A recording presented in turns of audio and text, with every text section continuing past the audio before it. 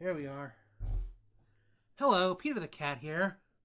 Once again, folks, let me bring this a little bit closer. Alrighty. How many people are in chat right now? Okay. Yeah.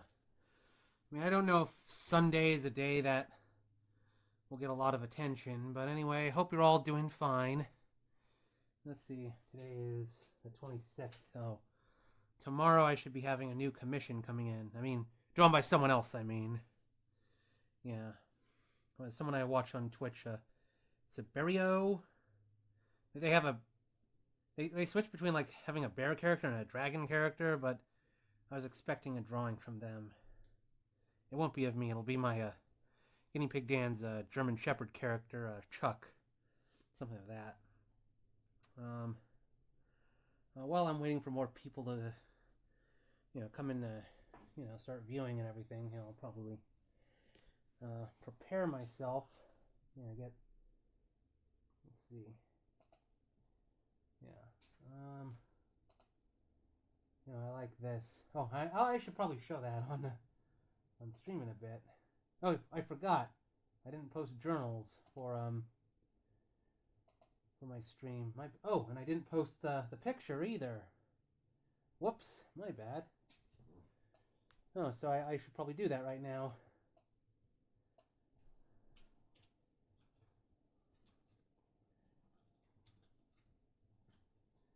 Yeah. Yeah, GuineaPigDan got called to pick up some pizza for his family, but then they were like, oh, never mind, we'll do it ourselves, and so he forgot to post his announcements aside from on Blue Sky, so I guess I'll do his dirty work for him. Yeah.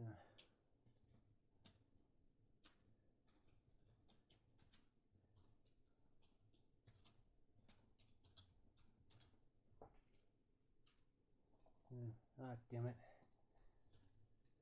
Yeah, my furry fingers can't type properly. I didn't spell animation correctly. There we go. Copy and paste that as the title.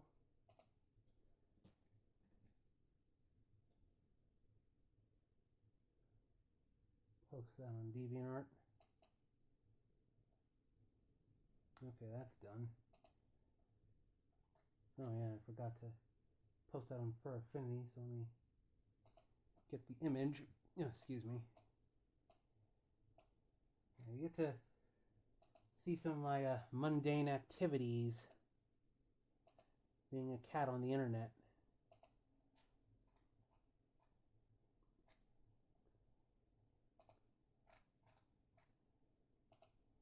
Title.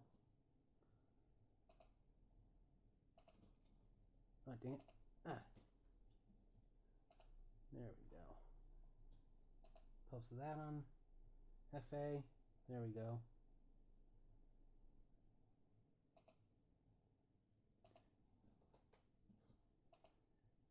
Digital. Stream. This is rated G. Okay. I think I have it under my videos. Here we go.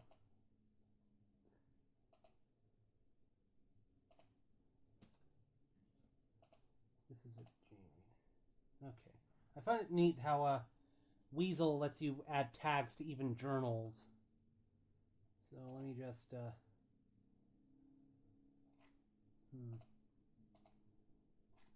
Okay. Close Blue Sky. I don't think I want stuff on the front page of Weasel ending up on the stream. Let me see. Settings. Stream settings. Alright. I am now streaming, I don't know, 363 hours. But there. The green light should be on Weasel. I don't know if anyone still uses Weasel, though. Alright, I'll just close that. RFK urges Americans to eat more saturated fats. So I'm going to take it that RFK is a secret Garfield fan, maybe. If he's promoting that. Shoot. I need a... There we go. Copy and paste. Copy and paste. That's already on DeviantArt. Okay, so tags. See.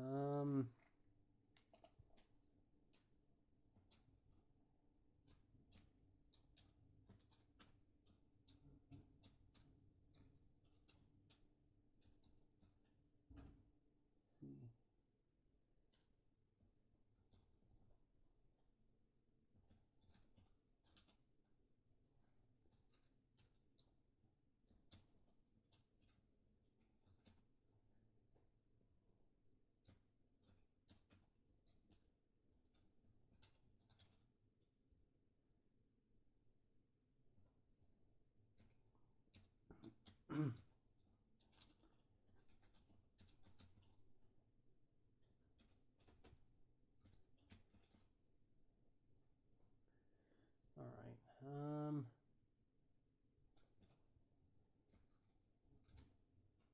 There we go. Not a lot of tags. I'll just say GuineaPigDan, furry, anthro, fursuiting. There we go. Ah, come on.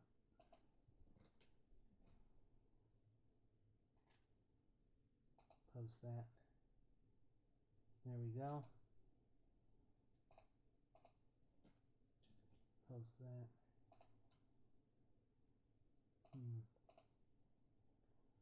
Okay.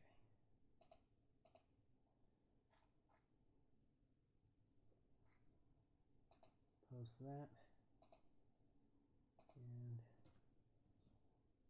there we are.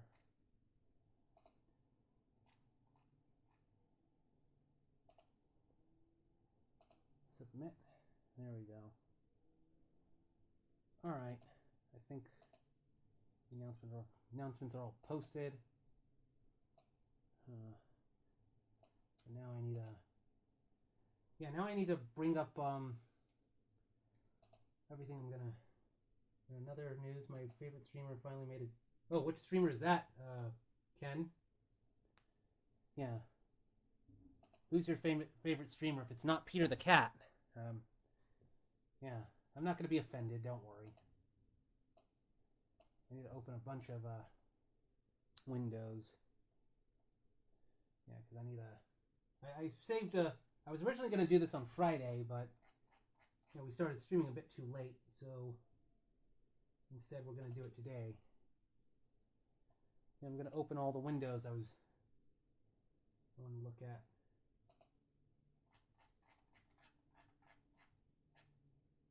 Let's see.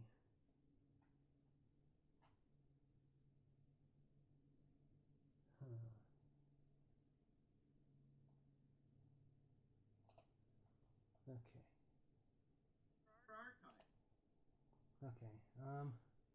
This next link I have to be careful because I was gonna react to a trailer and there's gonna be copyrighted music and everything.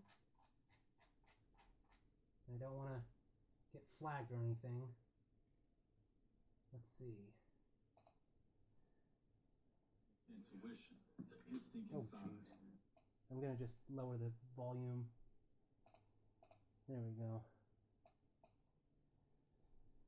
Okay, let's see. Yeah, I have a few links I want to look at. Yeah, sorry, getting that call to pick up pizza kind of threw things off a little bit. All right, let's see. What else I want to look at?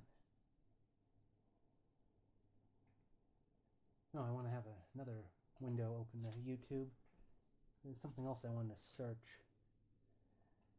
One of the lamer controversies that is going on right now with Paul McCartney.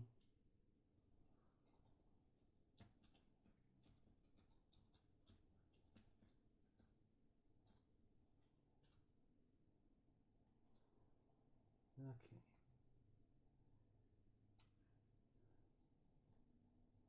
Let's see. What else? see, is there anything else I forgot to open that I need?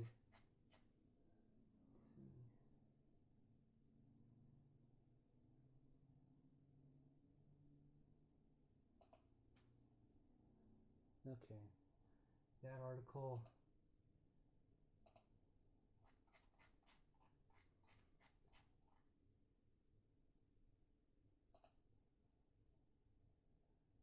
Okay.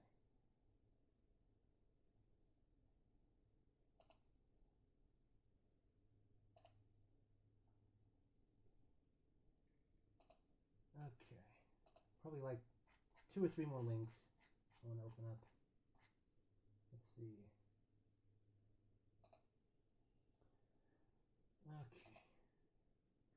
One more, maybe 2 more. There's like a Wikipedia page I want to open up.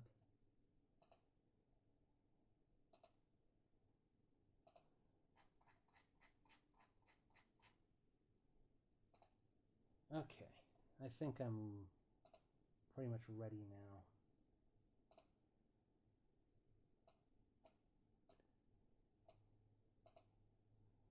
Okay. Let's see. Okay, that's weird.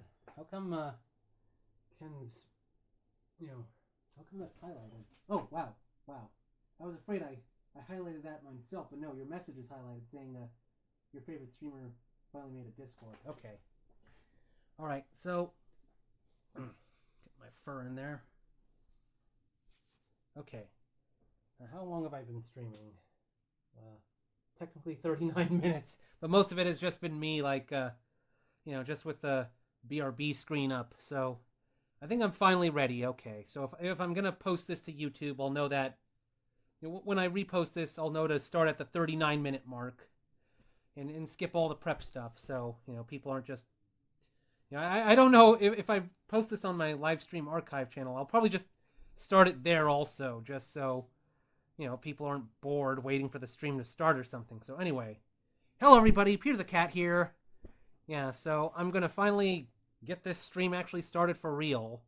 So anyway, last month, GuineaPigDan wanted to do a reaction to the recent I think Paul McCartney's gonna do some sort of Wings documentary, but alongside the documentary, he's also releasing a new Wings compilation.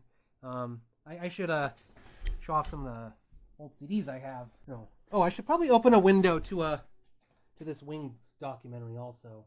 See when it's coming out. Yeah. 2025 has been a really weird year for Beatles stuff. Let's see. Let me type in Wings documentary.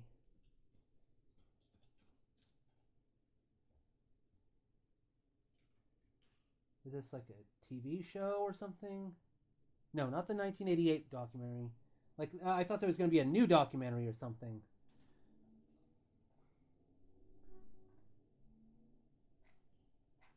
Okay, maybe I should type in Paul McCartney Wings documentary.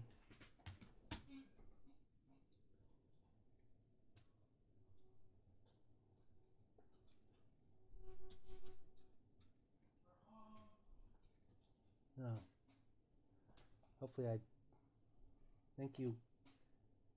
Okay, there we go. Wings, the story of the band on the run. So this is something that was announced back in February, actually. So let me shrink down the cam. Well, first let me say that past compilation albums that Paul McCartney has done. In the 80s, Paul had a hit album, Tug of War, but then he had a bunch of not so good albums like Pipes of Peace, which was basically leftovers from Tug of War. His movie, Give My Regards to Broad Street. And then there was Press to Play. Those were all commercially panned, and so to save his career, he released a compilation album, All the Best. I have 2 versions. One is the American version, and the other is the British version, and the tracks are slightly different. The British version has a Moleskine Tire on it, while the American version doesn't. And I think the British version also has the Frogs song, We All Stand Together, as well. Yeah, and Once Upon a Long Ago. And you can see that On the front cover, that's the British version. In the American version, it doesn't have the frog song or Once Upon a Long Ago, so that's missing from the covers. But anyway, that was like the first compilation he did, and then I think in 2001 he released this Wingspan, which was it was kind of an odd compilation. It has both Wings Out songs on it, but also some of his solo stuff from McCartney 1, Ram, and stuff he did between 1980 and 1984. So that I guess that's why it's called Wingspan, spanning 14 years of his career after the Beatles.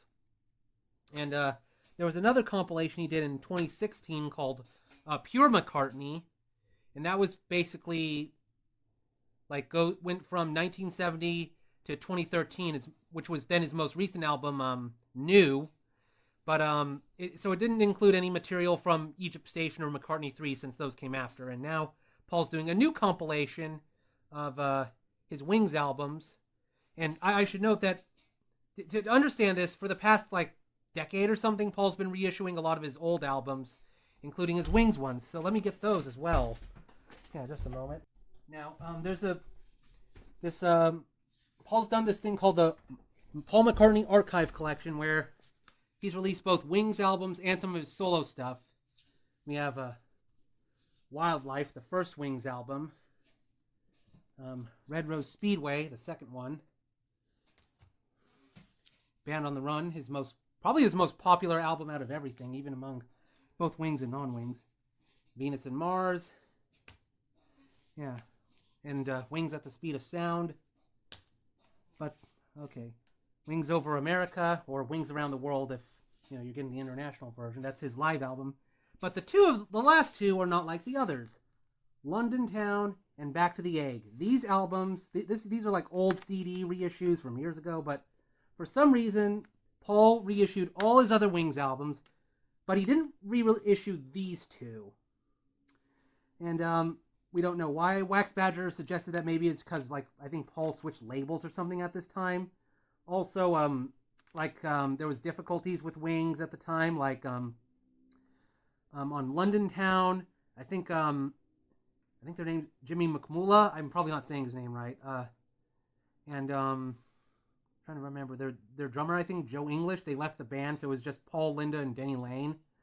And then they got new people, Lawrence Juber and Steve Hawley for Back to the Egg. But then this album was not well received, I think. And then Paul had his infamous drug bust in Japan in 1980, which cut short the final Wings tour. And then that's when Paul basically became a solo artist after that, after releasing McCartney 2 and having a few sessions with Wings. It's like he lost interest, and it's like I think Paul said in one interview that there was never a time where he said, okay, Wings, we're done. I'm through. I'm going solo now. It's just they lost interest. But anyway, fans have really wanted to have these last two albums reissued. And so let me shrink the screen here. Yeah, oh, damn it, not that one.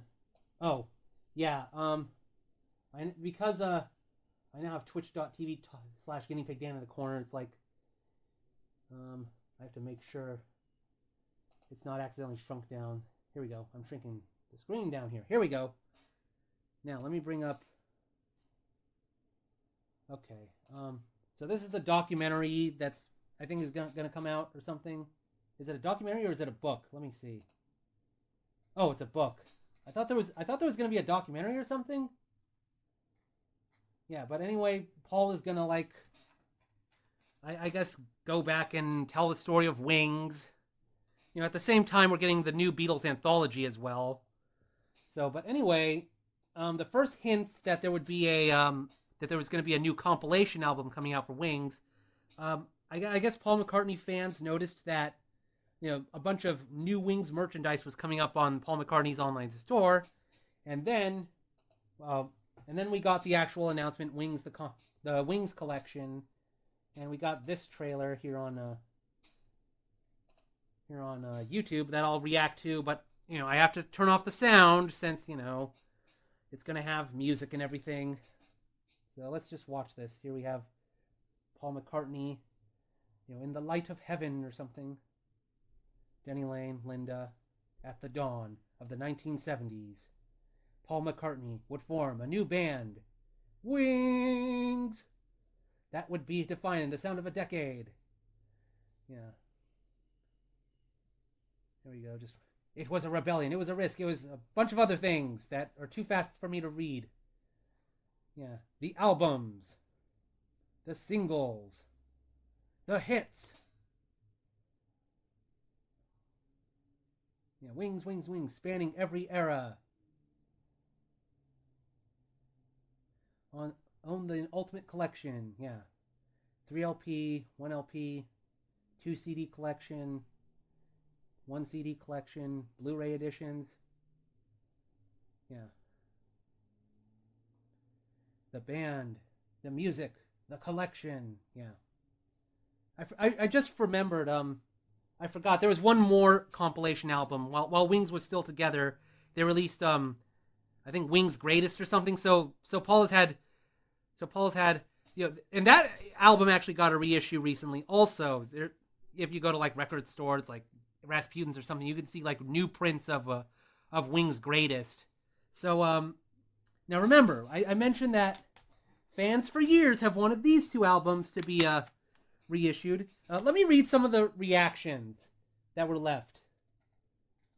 Yeah, oh, there's one from yours truly, but yeah, we have people saying, you know, this is nice, but what we really want is an archive collection for London Town and Back to the Egg. And you can, you know, tons and tons of, you know, people agreeing, you know, finish the archive collection. Now I should note that the last archive collection album to be released was Flaming Pie, which is a 1997 Paul McCartney album, and there's been no more archive collections. Paul has reissued some of his Wings albums again. Like there's a new version of Band on the Run he reissued that has like extra tracks that are less instrumentation and stripped down. Kind of similar to Double Fantasy stripped down that not John, but Yoko Ono released back in 2010. But it's interesting to listen to. But you can see that we have some more comments here. Yeah. I think we all want London Town and Back to the Egg archive collections. Anything but a London Town and Back to the Egg archive, huh? Give us London Town and Back to the Egg. Who needs another compilation? We want archive stuff, please. London Town and Back to the Egg. Wings needs to be on the hall? What hall? Oh, the great, you know, Rock and Roll Hall of Fame or something. But again, you know, please finish the archive collection. London Town, Back to the Egg, Press to Play, archive editions, please. Okay, I've not seen people demand. I've not seen a lot of people demand like an archive version of Press to Play, which is one of Paul's '80s albums that, you know, wasn't well received because it's basically Paul applying a bunch of '80s synthesizers and everything and trying to be like, you know, I'm still relevant. And that was, you know, Paul trying to recover after the disaster of what was the movie called again? Give My Regards to Broad Street. Yeah. So I guess people have now come around on that album and are like nostalgic for it. Yeah, you can see the one and only Back to the Egg would be nice. Well, there goes my hopes and dreams of a London Town and Back to the Egg archive collection. Where's the rest of the archive collection? London Town and Back to the Egg. Please archive a collection. Thank you. It is really nice to see Wings getting more attention and recognition from fans. Okay, that's... Yeah, never mind. Yeah. But no London Town or Back to the Egg archive collection, deluxe boxes, or vinyl reissues, or Press to Play. Another person that wants Press to Play for some reason. Let's see. London Town and Back to the Egg archives, please, next.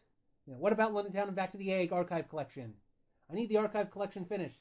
Too many great albums unavailable.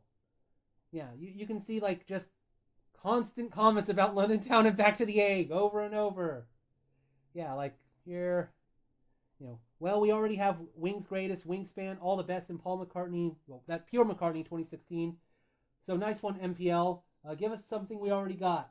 How about remastering Back to the Egg and London Town for us long-term loyal fans? And then Back to the Egg and London Town.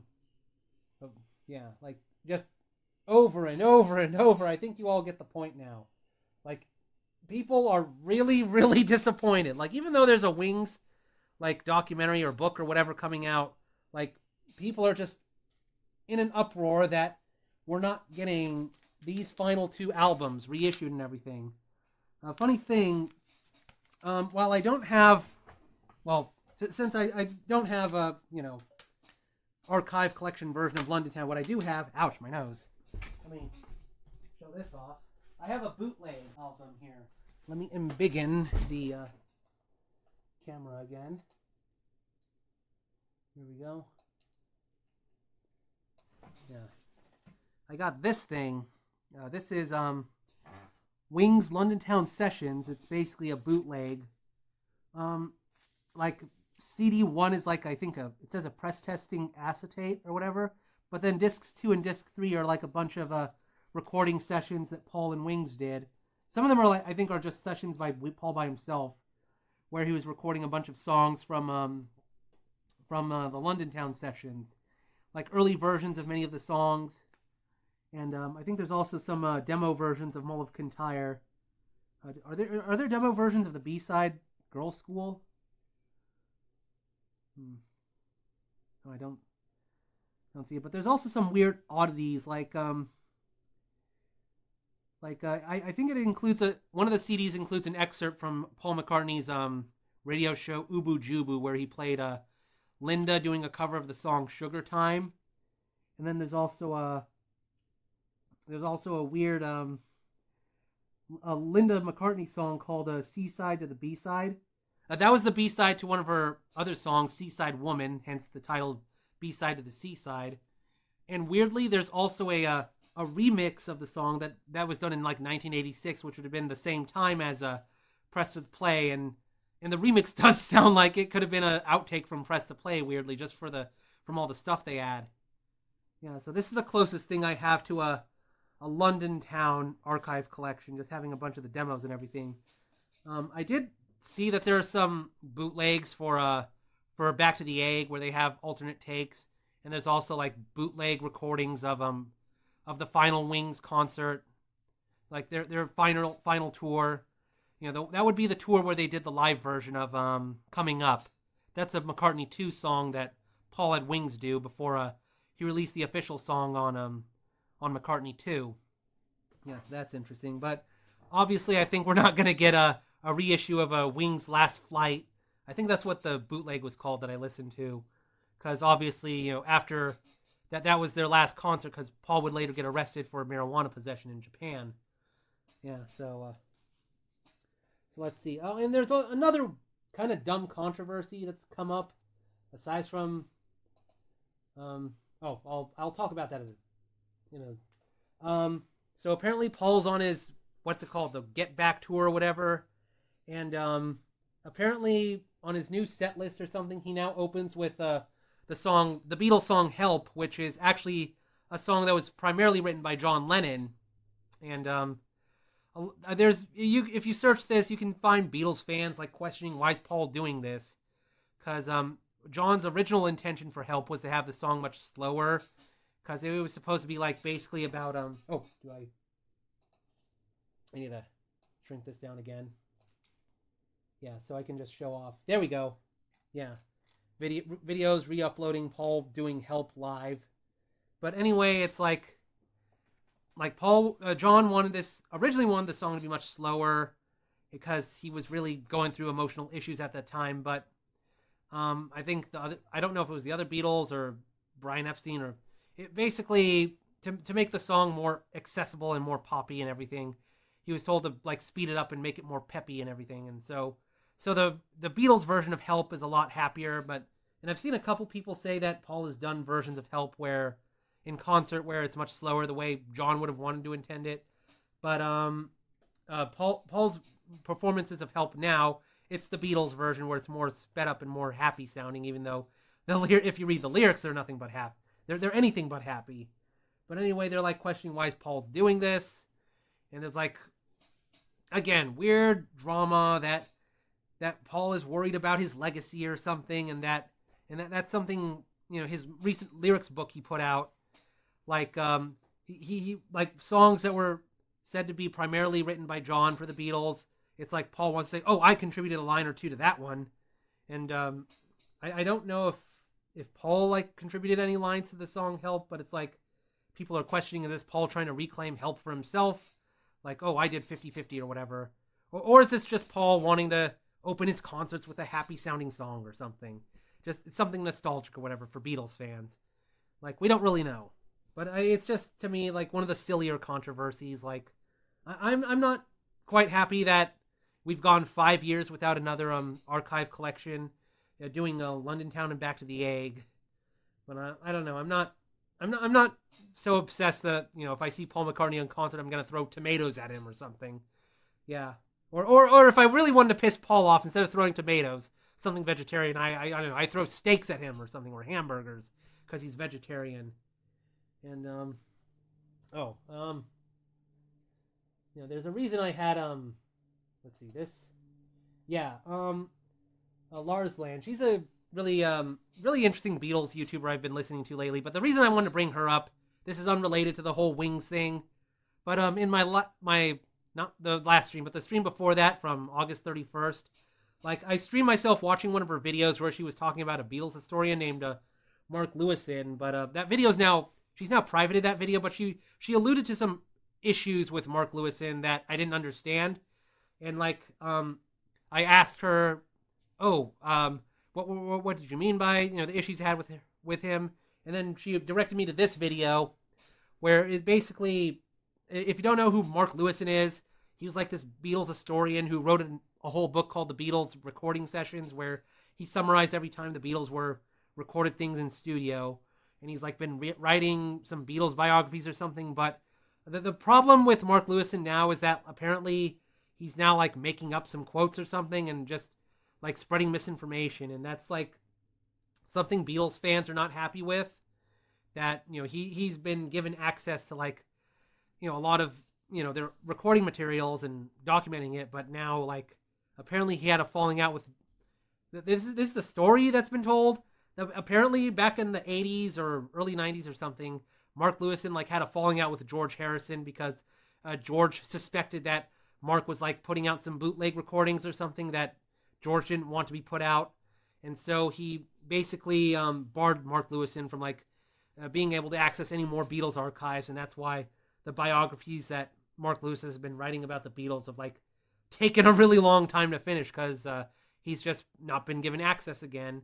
And apparently George Harrison's widow, Olivia Harrison, has stood by her husband's decision to like basically make Mark Lewison persona non grata or something. So that explains to me, this whole why Mark Lewison is now no longer seen positively by some Beatles fans. Of course, there are some people that still like him, but I don't know. Like Beatles history nerds, like it gets really complicated with like what sources you use, which sources, some sources favor one particular Beatle over the others, or some sources, hate one Beatle more than the others, and say, so-and-so Beatle was a jerk and they're responsible for breaking up the band, or they sabotaged this song or whatever. Like, it gets kind of wild just seeing all the disputes that go on with fans. I don't know. Let's see, is there anything else I want to talk about? Okay, trying to see. Oh yeah, one more thing. Another one of the other controversies that's been going on is that with the new Beatles anthology reissue, they're adding a fourth disc, and like, Beatles fans were unhappy that most of the material in Beatles Anthology 4 is just stuff that's already been released on other albums, like the White Album deluxe version, Sgt. Pepper's deluxe version, where they included a bunch of outtakes. And there's very few new outtakes that's on Beatles Anthology 4. And one of the big complaints that was being made was that if you wanted to order Beatles Anthology 4, like, you have to get the entire new set, Beatles Anthology 1, 2, 3, and 4. But a lot of fans have, the Beatles Anthology CDs from the 90s. They already have those. So it's like, we don't want to re-buy the entire collection just to get the fourth disc. And so finally, after a lot of complaints online, Apple Corps was like, okay, we're going to let you be able to buy Beatles Anthology 4 without buying the other 3 volumes. So that's a positive change. So, GuineaPigDan's parents already have Beatles Anthology 1, 2, and 3 from the 90s. So if I was to get it, I'd probably just get Anthology 4 by itself or something. And maybe one of these days they'll include a Carnival of Light or the 27-minute version of Helter Skelter in some future project. I don't know, because that was another complaint that Beatles Anthology 4 didn't include like some of the most sought out unreleased material that fans have really wanted to hear. Yeah. Apparently, Carnival of Light is so weird it makes Revolution 9 seem normal in comparison. Yeah. And I think that's all I wanted to talk about. Is there anything else? Let's see. What's this? Is that an address? Oh, that's the Emiru thing. Yeah, that was a thing. I think I want to have GuineaPigDan address the whole Emiru thing. If you excuse me, I'm going to take a break for a few minutes and enjoy some of the pizza that downstairs. So, yeah, I'll be back. Give me like 10 minutes. Yeah. And then after that, GuineaPigDan will talk about the Emiru thing, and then that's going to be a bit more serious. So, and then we'll start working on Ken the Nekomata's animation commission stuff again. Let me see what comments there are. Chicken legs would be easier to throw. Now throw drumsticks at Paul or something. Maybe be like, we prefer Ringo. Here's chicken drumsticks at you. I don't know. That would be that would probably get you Paul would probably sick his security on you though if you did that or something. Okay, let me open up OBS. All right. So be back in like 10 minutes or so. So let me bring up the there we go. Yeah, by the way, the eggs that Domino is flipping there, that's supposed to be inspired by Back to the Egg. And the background is inspired by Venus and Mars. So I don't know. Is having a bunch of spinning eggs on this animation, the most recognition Back to the Egg has gotten in years. I am happy to see that there are, that Paul is now probably hopefully getting the message that London Town and Back to the Egg have more fans than he thought there was. So anyway, I'm going to be right back after these messages. Alrighty, I am back. I have guinea pigged out earlier. What's that, Wax Badger? Enjoy eating GuineaPigDan's pizza. We won't tell anyone it was you. Who ate my pizza? Huh. Oh well, it looks like I have a relationship with Peter the cat, just like how John has a relationship with Garfield. And the cat eats all the food. Oh well. Anyway, I want to talk about something a little more serious. Let me close all the windows. Talk about Paul McCartney of everything. So is it? A trailer for a book. So it is a book, not a. I thought it was going to be a movie documentary or something they'd play on Disney Plus. I don't know.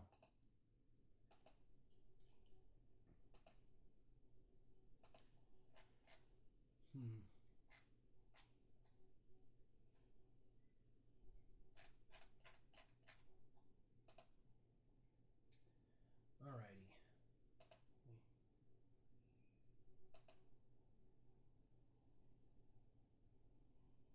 Oh.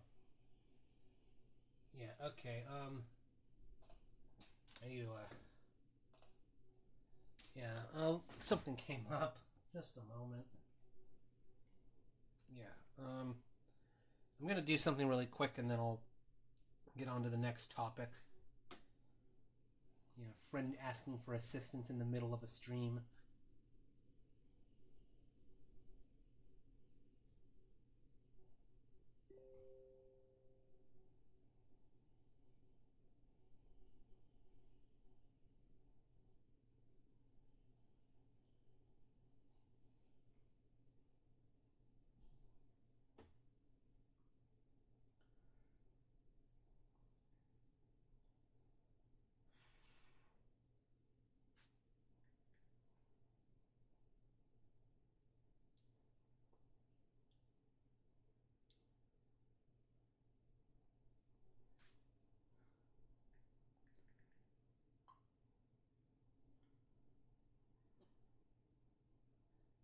There. Okay. that's all done. Alright, sorry for the hold up there. Alright, well, first, maybe I should show off some... I'm trying to think, should I show off the Garfield Gemini thing? Or should I just go to the Emiru thing? Because the Emiru situation is actually pretty serious. So, I don't know, I guess I'll just talk about this. But anyway, this is something I saw on Twitter like a few days ago that it was trending. Now, Twitch has its own convention called TwitchCon. I've seen people talk about it. I know there was an incident a couple years ago where they they had some streamers, doing some sort of mock fight on some sort of beam, and underneath were a bunch of like padded cubes or something that they could fall into. But one streamer fell into the cube during a play fight, and she like broke her back or something. So it's like TwitchCon did not, I don't know, like they didn't do proper safety checks on these cube cushions or something. And it's like, I think people might have made jokes comparing it to the ball pit at DashCon, except this cube pit or whatever is like hazardous to your health or something.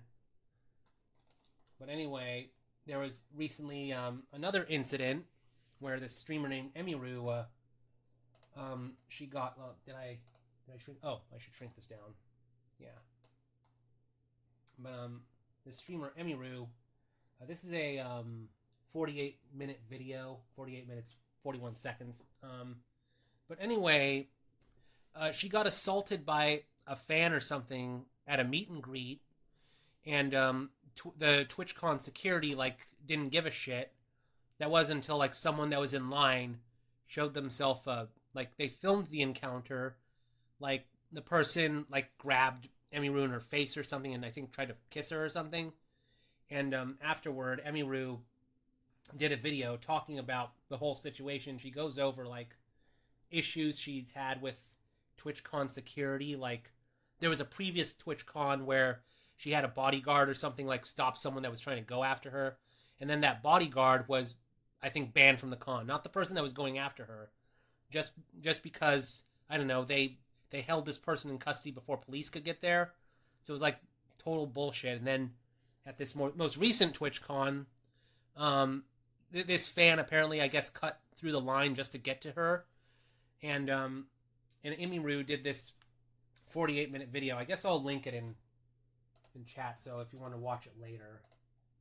Yeah, I'm not going to show the video of her getting assaulted or anything. But, yeah, you can check that video out later. It's pretty hard to listen to. Just I don't know, the audacity of this one fan that was assaulting her, and how Twitch security, or TwitchCon security, apparently didn't give a shit until Emiru's manager tried to contact them. And there's some articles talking about it. Twitch issues statement after popular creator Emiru grabbed by fan at TwitchCon. And the reason I want to talk about this is because, safety at conventions is something I kind of take a bit seriously. I'm going to be going to MouseCon in next week, which is a Disney fan convention. I went there last year and I liked it, and I wanted to go again. And then after that, I was going to go to Pacific Anthro Weekend, or PawCon, for a short. I'll read the article here. Yeah, GuineaPigDan reads the news. Twitch has condemned the unacceptable and deeply upsetting behavior of a fan who was filmed inappropriately grabbing popular streamer Emiru at TwitchCon 2025. Cosplayer and video gamer Emiru, real name Emily Beth, I don't know how to say this, Shunk? Yeah, I'm sorry if I mispronounced that. Was hosting a fan meet and greet at the streamer's annual convention on Friday. I'm going to guess that was not this Friday, the Friday before. I don't remember. When she was allegedly assaulted by a fan in the... I'm not gonna show the video. In a fan-captured video of the incident shared on Twitter, or X, or whatever, the 27-year-old creator is seen speaking to a fan when a tall man swiftly approaches her and grabs her. He leans over and appears to try to kiss her before she screams out, causing her security guard to leap into action and shove the man away. Following the incident, Emiru shared her account of what happened, explaining that she initially thought the man might have been TwitchCon staff. He's walking with a purpose, she recalled on a live stream according to IGN, and then he leans in like he's going to tell me something. She added that she was freaked out because he grabbed me, that's not normal. Then he grabs my face, and he leans in, lips puckered, and tries to kiss me, and I start screaming, she claimed. You can't hear it in the clip, but I'm fucking screaming my head off. Twitch security is nowhere near me. I can see them, but they don't do anything, Emiru alleged. My security jumps up and shoves the guy away from me. He's allowed to walk away and leave. No one in Twitch staff came up to me to see what was going on.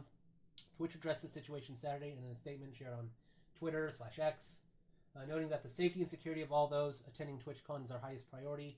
The behavior displayed by the individual involved in the incident yesterday involving a high-profile streamer was completely unacceptable and deeply upsetting, the post read.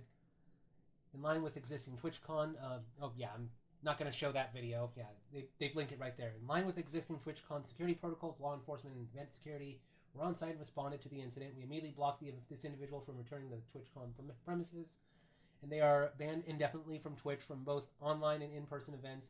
We are coordinating with the impacted creators team, and per our standard protocols, continue to cooperate with any law enforcement investigations, the company added. It's really important to us that our creators enjoy their experience at TwitchCon and feel safe. We regret their experience was disrupted by this horrible incident. The Independent, I guess that's the newspaper that's coming from, I think they're UK, has contacted Twitch for additional information. Emiru is famous for dressing and as popular. Okay, that's just explaining who she is. Yeah. And then there's this follow-up article. Emiru is pressing charges after TwitchCon attack. Twitch content creator Emiru confirmed in recent live stream that she has filed a police report and is pressing charges against the man who publicly assaulted her at TwitchCon 2025 in San Diego. During a meet and greet session following the assault, Emiru stated she is urging other Twitch partners and content creators to consider avoiding any TwitchCon events. The incident occurred at the San Diego Convention Center on the first day of TwitchCon 2025, October 17th. According to the videos from TwitchCon attendees that surfaced on social media, the assailant crossed multiple barriers to grab Emiru during a meet and greet at the convention. The man, whose identity is currently unknown at the time of writing, was subsequently banned from Twitch and TwitchCon after Emiru's management prompted the Amazon-owned service to take action. Hours later, Twitch issued a statement hours after the incident involving Emiru and said it was working with law enforcement on an ongoing case.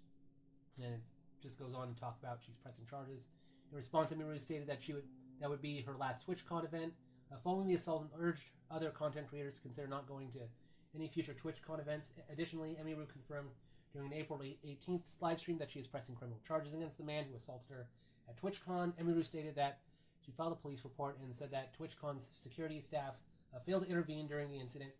Emiru said that she felt that she could have been stabbed during the event or during the assault. Emiru had also confirmed that her management pushed Twitch to take harsh actions against the assailant after he was allowed to walk away before being caught sometime afterward. Emiru disputed Twitch's claims of a quick response, calling them a blatant lie during her October 18th broadcast and expressing disappointment in Twitch's support following the incident. Following the assault on Emiru, Twitch CEO Dan Clancy said that the safety of content creators and fans is a top priority on Twitch. Clancy said that the challenges can still present themselves despite the increased security at TwitchCon following Emiru's assault. Said that he was keeping a close eye on the situation. While Clancy could not divulge any specific details about how Twitch manages security moving forward, he said that parts of the process involve working with creators to provide resources. Unfortunately, TwitchCon was not the first time Emiru faced public harassment, as she and other content creators were confronted by a fan in March during the Sysathon event. Emiru has not responded to Clancy's comments following TwitchCon. So they mentioned another incident that Emiru was involved in. Yeah, so I did not know who Dan Clancy was until this event happened. Since Twitch is owned by Amazon, I kind of just assumed that the buck stopped with Jeff Bezos, but now I know it's. I guess Dan Clancy is the go-between between Bezos and Twitch or something. But yeah, I mean I've seen news talking about TwitchCon, and I thought about what if I went there one day. But yeah, this incident makes me not want to go there. Also, like, for a larger creator like Emiru, like, I can't afford to have bodyguards or anything, so I've never been assaulted at a con, but still, that's just pretty wild.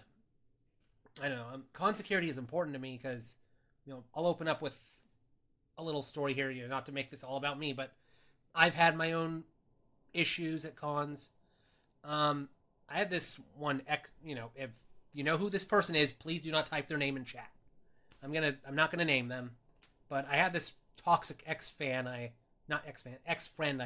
cut off like a decade ago, who like started making threats against furry cons, and then he got arrested at one con in 2015, and then, but despite that, he made a violent threat. But then I saw that guy at a Further Confusion in 2016, and I tried to report him and to a like Further Confusion staffer, con ops or whatever, and I was just told something along the lines of, "Oh, we know who this guy is, but we'll kick him out if he breaks any rules or anything. But for now, we're gonna just let him be at the con, even though he has past behavior of pretty making violent threats and everything." And that was just total bullshit, and that made me really uncomfortable at Further Confusion.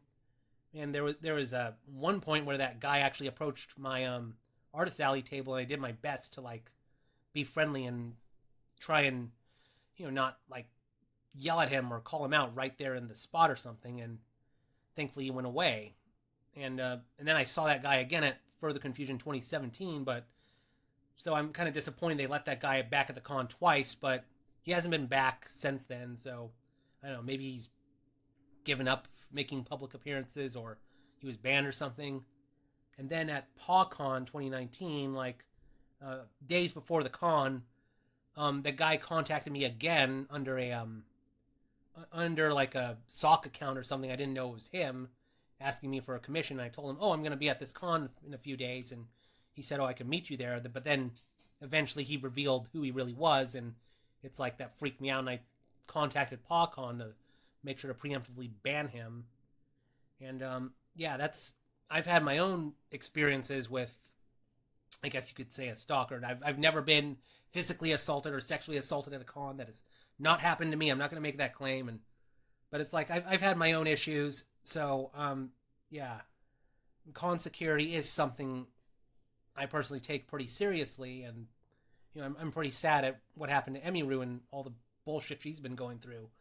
If there's like a way to contact Twitch staff, or I don't know, message Dan Clancy or something, I'd like to find out how to express a concern or something. Like, I mean, I enjoy streaming on Twitch, but I don't know, it is very disappointing to see I don't know, like the people running Twitch like not give a shit about their creators in this instant. Like, I highly doubt that if Dan Clancy or Jeff Bezos go with bodyguards, they would.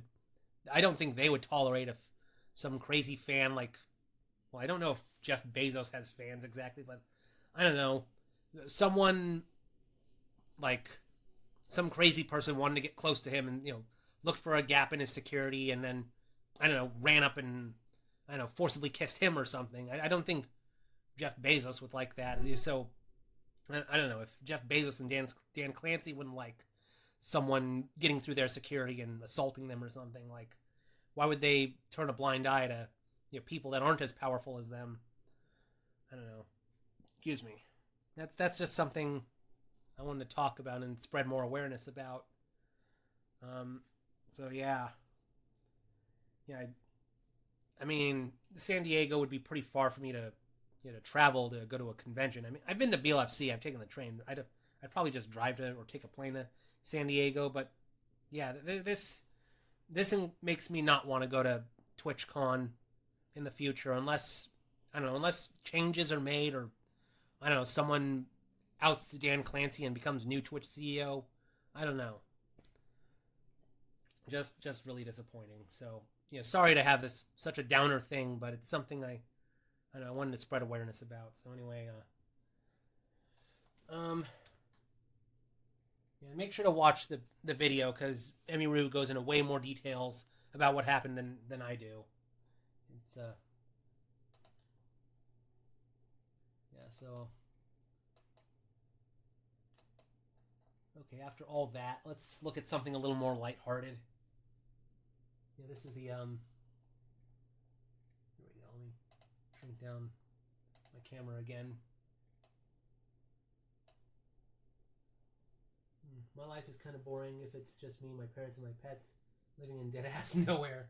I do anything for a change of pace, but that's just me. Oh, alrighty, Ken. But anyway, here's something a little more lighthearted. Here's the Garfield Gemini figurine, where he's got two faces. And what rough beast its hour come round is at last, slouches towards Bethlehem to be born. Wait, that sounds like... That sounds almost like something from the Bible. Wait, is that, Wait, is that something the person taped onto there? Yeah, I just realized that's not part of the little stand. That's actually some paper that was taped on top. So this is like some sort of...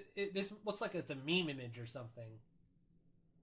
Yeah, I was looking at stuff like this. Garfield... It comes from the Garfield Zodiac. If I... Somewhere I have a Garfield Zodiac bookmark. Do I...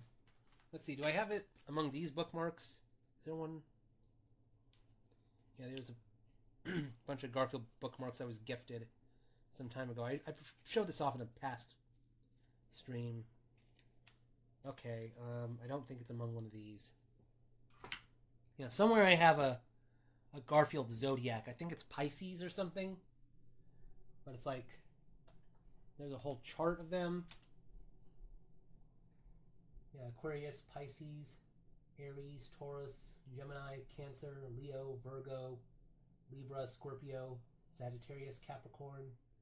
I don't remember if it was Pisces or Aries I have on my bookmark. And then there's like, they made little, yeah, you can see they have their own descriptions on. Yeah, so the pseudo Bible quote here, that's something someone just stuck on. It has its own descriptions on them. Like little Garfield Zodiac statues. And then there's like more modern versions. That's more modern style Garfield. Somewhere I remember... Oh, this looks like it's from one of the Garfield books. Yeah, I think I know maybe which one. Maybe his 10th or 9th one. Let me go check my Garfield books. Just a moment. I might have the book where they have these Garfield Zodiac signs. Let's see. Oh, wow. Yeah, I'm just going through this Garfield book here. I did a video on the most inappropriate Garfield comics, and I just came across one I forgot to put in my video. Yeah, it goes, "Would you like to go for a walk, Odie? Let's see, I need a leash. You stay out of this." And you see Garfield's suggestion for a leash for Odie is, I don't know if it'll focus, but it's supposed to be a hangman's noose. Is the camera focusing? Okay, it's not focusing, but it's in the third panel here. Yeah. I should have put that in my inappropriate Garfield comics video.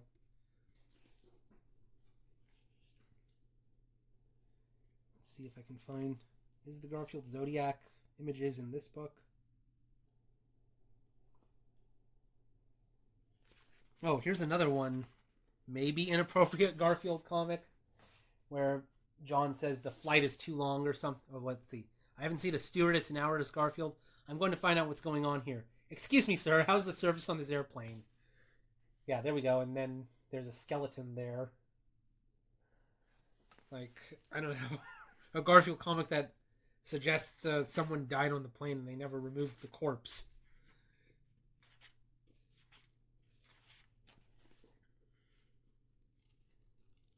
Trying to find... Oh. No, that's not it.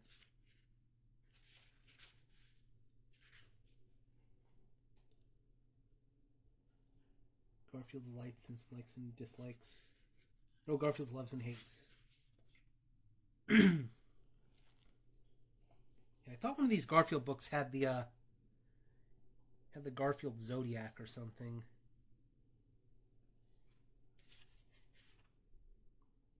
Oh, darn it. It's not in this one. Yeah, I'm getting stun locked here. I'm trying to look for some old Garfield artwork I remember. Oh, here we go. I found it.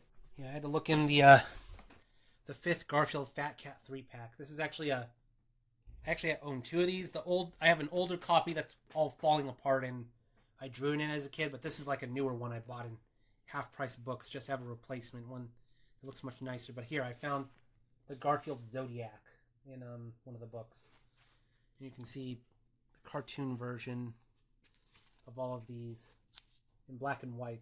I guess on Google search it looks like there's a colored poster of these. Gemini, Leo, all these. And here we get Pisces with Garfield. I guess took inspiration from the clamshell bra that Ariel wears in Little Mermaid. Garfield's got his own clamshell bra. Yeah, it's some artwork. I don't know. I'm not sure if that's something Jim Davis would draw now. Yeah, I should probably...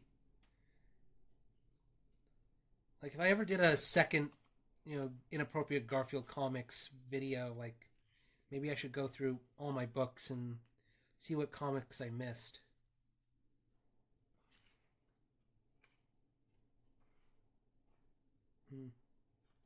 Oh, there's an interesting comic.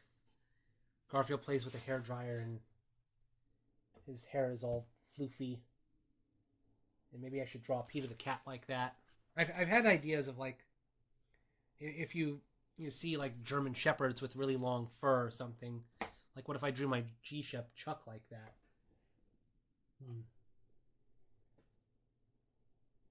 This reminds me of the Garfield horoscopes by Lumpy Touch. I really like Lumpy Touch's animations and the weird Monster Garfield animations he's done.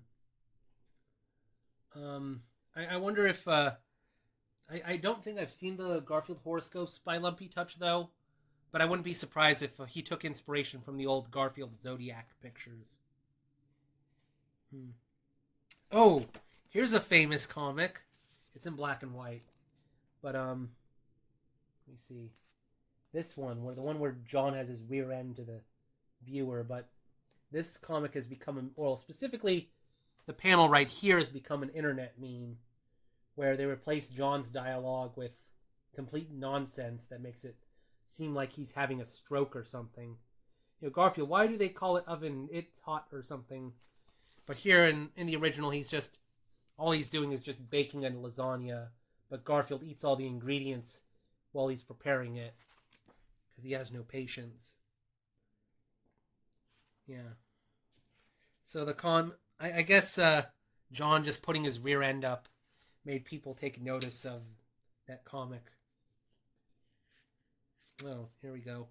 A week of comics where Garfield is sneezing. And he sneezes into John's shirt and he inflates. I don't know, inflation furries might like that comic. Although it's not John himself being inflated, it's just Garfield blowing his shirt up with his sneeze. Yeah, just going through these old comics.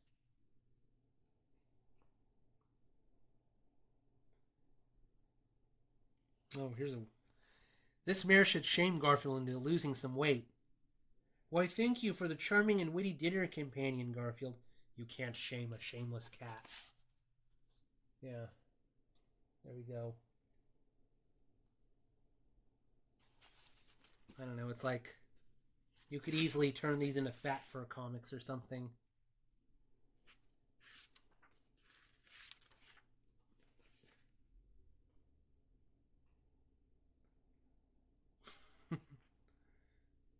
Huh.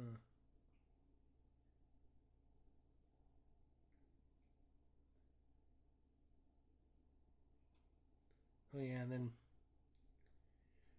like the longest storyline Jim Davis has probably done, one where Garfield just runs away from home.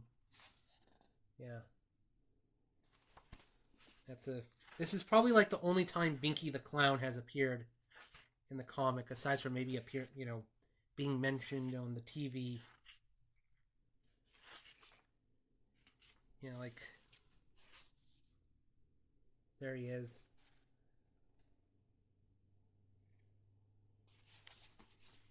Like, it's kind of strange that Binky doesn't get, like,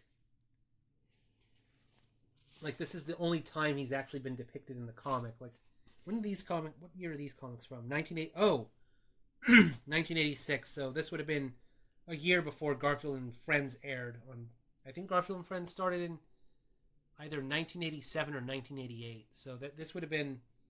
Although I think Binky the Clown first appeared in maybe some of the TV specials, just being a clown that's seen on the TV and you don't know anything about him.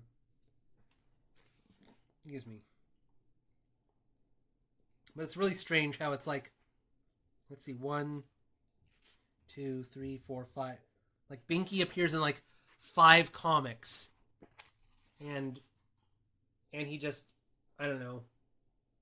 But then he got a much larger role in Garfield and Friends, and I don't know. It's like Garfield and Friends would lead you to, if you've never read the Garfield comic, Garfield and Friends would probably lead you to think that Binky the Clown is like has a much larger role in the comic, when really he's just some random background character, I guess, that Mark Evanier latched onto and turned into like a full character.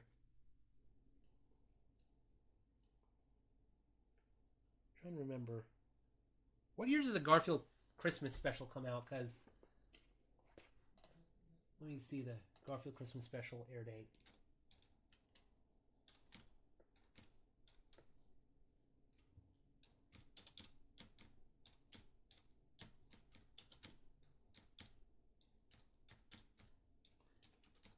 Yeah, because there's one part where they read a Christmas children's book by Binky the Clown. Okay, Garfield Christmas special first aired on December 21st, 1987. And when did Garfield and Friends first start airing?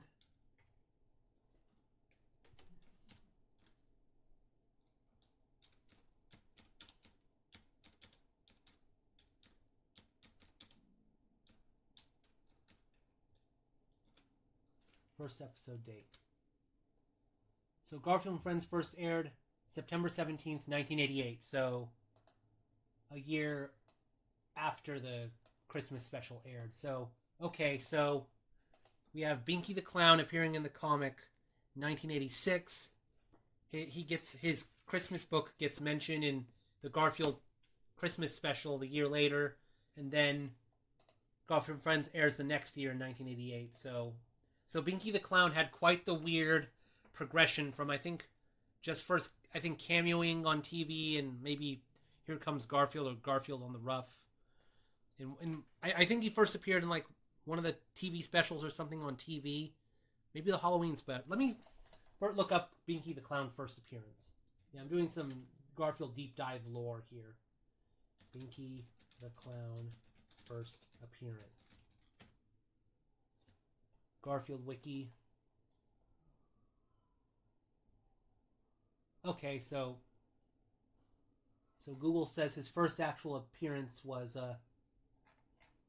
1985, the Garfield Halloween special. Well, let's see what the Garfield Wiki says. Okay, first mention on March 13th, 1985 in the comics. Let's see, does this book go that far back?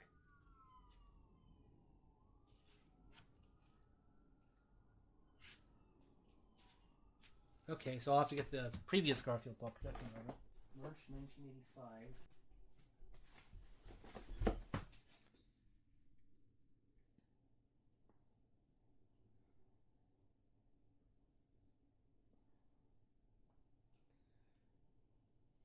Let's see.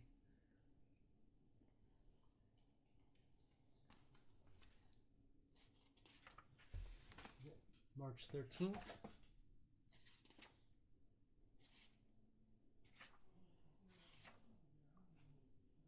Here we go. Okay. So, this was the first mention of Binky the Clown, where Garfield says, "Rats, where's the Binky the Clown show? The remote control must be malfunctioning." Oh, now it works, and it turns him into a clown. There we go. So that's the first time Binky is mentioned in the comic. Then Binky appears on the TV in the Garfield Halloween special, which, when did that air?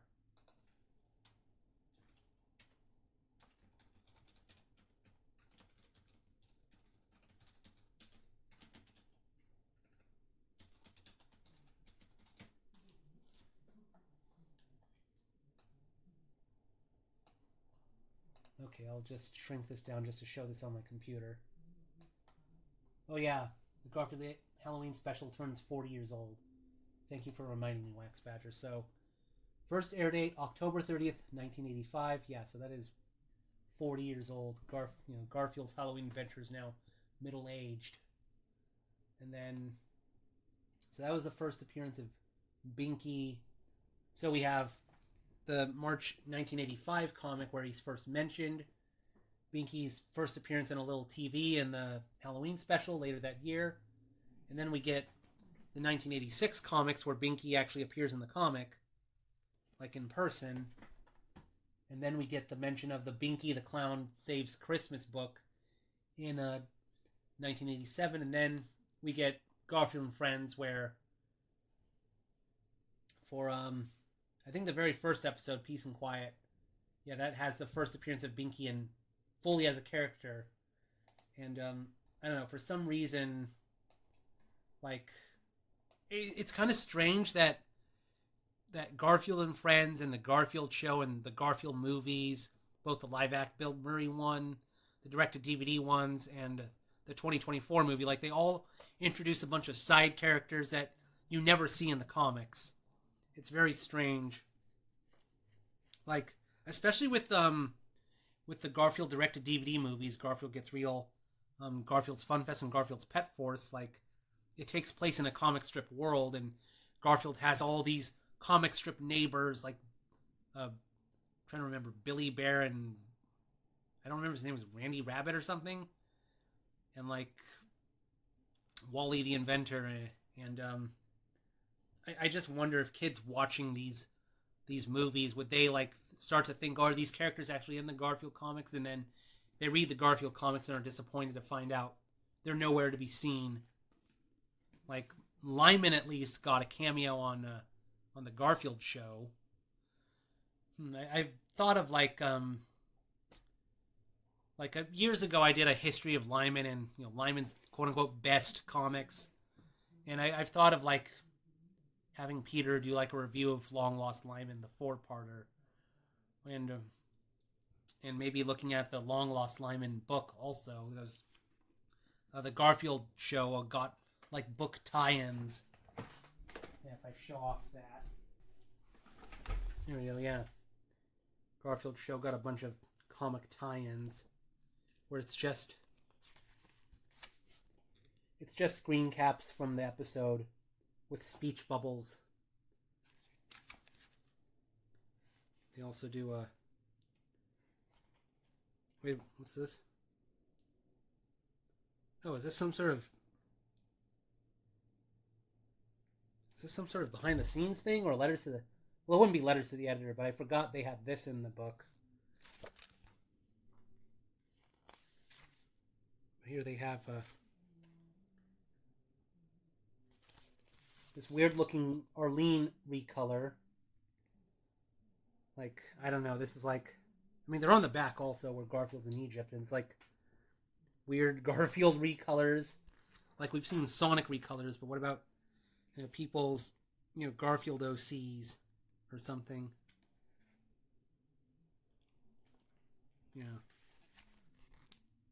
Garfield in Egypt Field or something.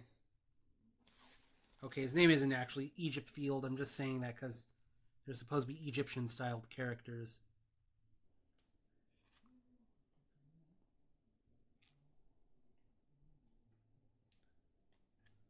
Yeah. Like, I wonder if would Jim Davis ever do a crazy story like this where Garfield goes to, I don't know where, to find Lyman or something?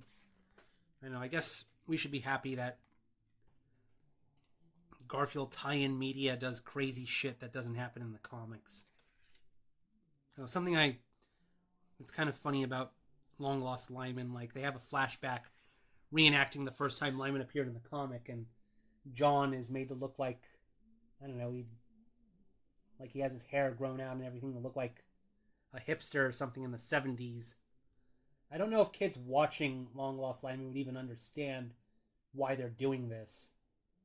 And you can see that Lyman's design is different, giving him big round eyes like John rather than the little beady eyes he had in the comic.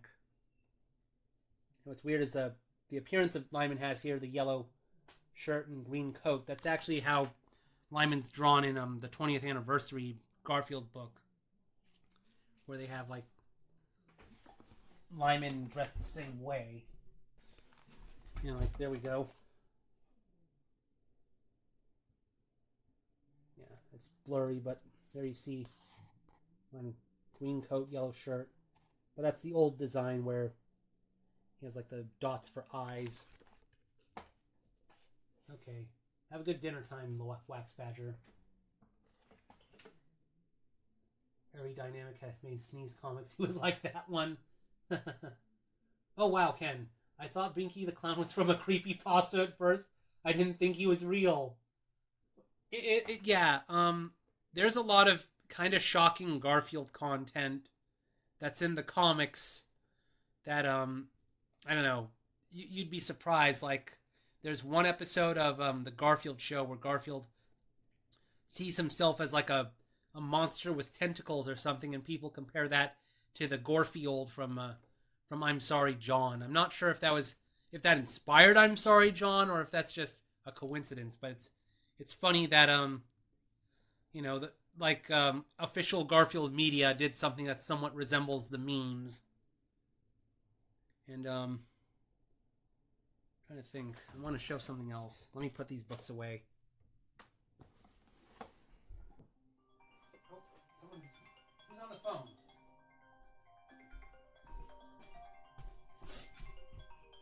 Okay, let me cut the audio.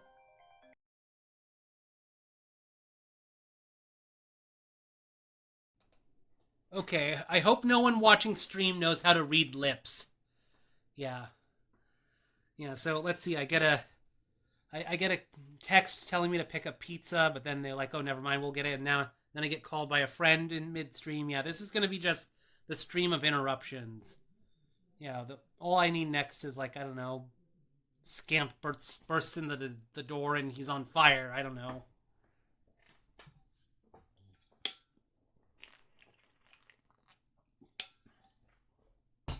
Anyway, there was something else I wanted to show off. Yeah, like talking about the Garfield memes. Yeah, I wanted to show this off. Like, this is a Garfield movie tie-in book that came out like last year. Let me see. There's one particular.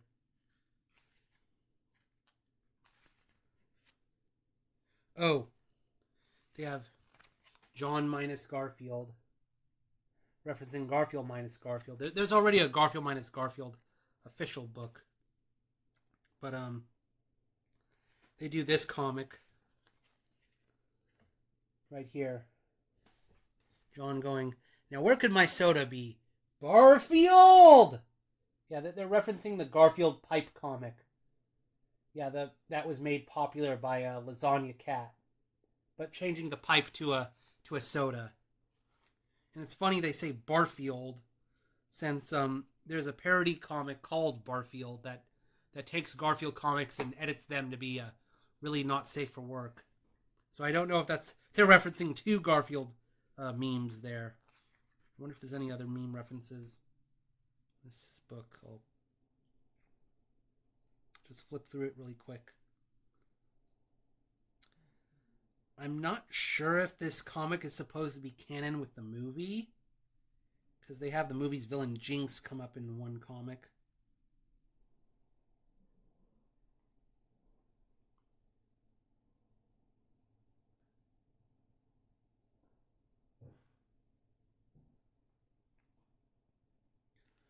Also, the characters, I noticed, speak in thought bubbles, while in the movie their lips actually move, so I don't know. Like, were they supposed to be thinking in the movie also, but they just animated their lips for whatever reason just to make it clear who's speaking? That's something I haven't understood with newer animated Garfield content. Where it started, I guess it started with the Bill Murray movies. And then They did it with the direct-to-DVD movies, and then they continued it in like having characters' mouths, like Garfield and all the other characters, their mouths actually move when they're thinking or speaking.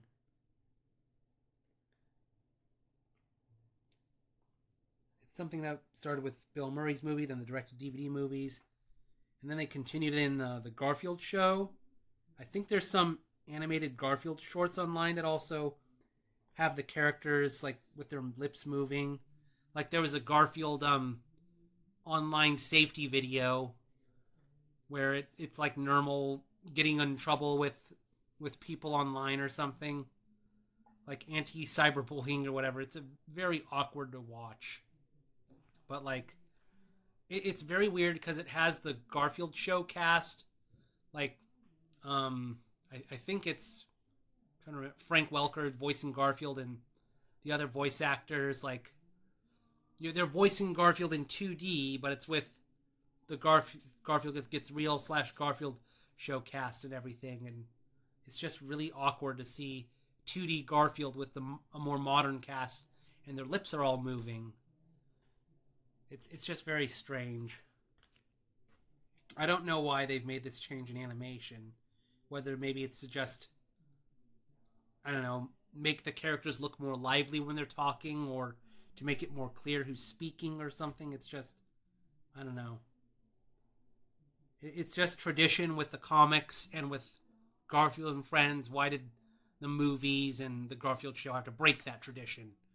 You know, Harry Plinkett, I don't like it when things are different. Okay, I'm going to put this away. Okay, let's see with first time chat, Skyfox1. Hello. I don't know how to read lips unless I want to fuck with someone. Yeah, I guess that's something that you could do. Like maybe I should do that when I re-upload this to YouTube.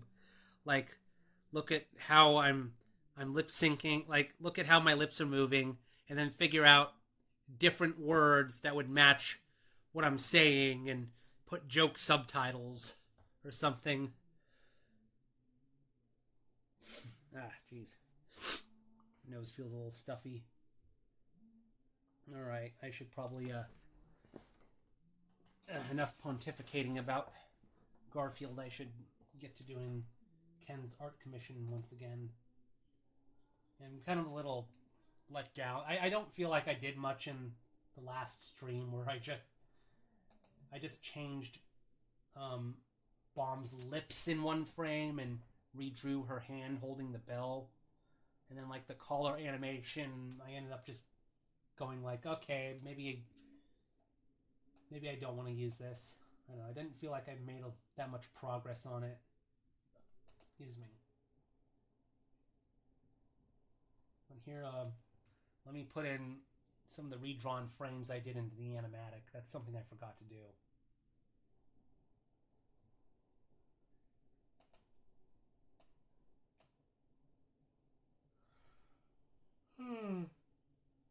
Let me just get it ready. I wonder how many people will be freaked out by the recent drawing I did of Peter with 2 heads. Sometimes you get commissioned to draw really strange things.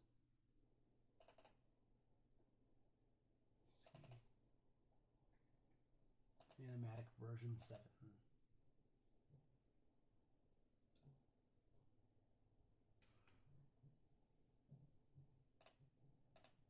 Okay. Do you like your hairstyle? Oh, this? This is like fursuit head.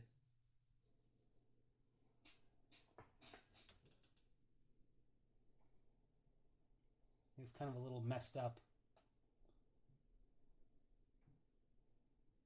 Alrighty. I usually just wear hats, so I don't really style my hair in any particular way.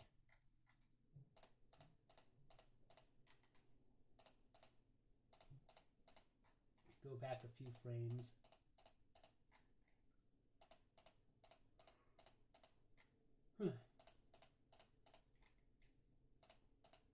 glasses.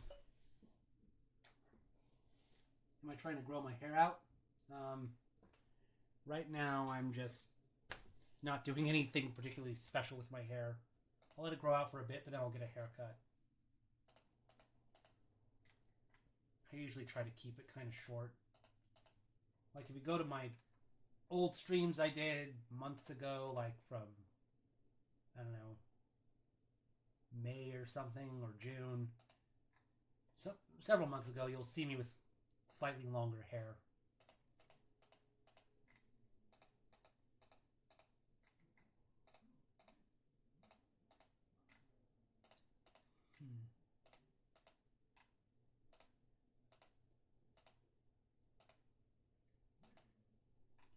Okay, so I think it was somewhere on this frame I started to redraw them.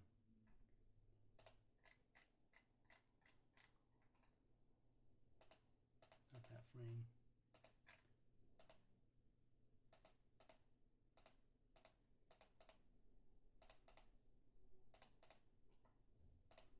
See, how many of these frames did I redraw?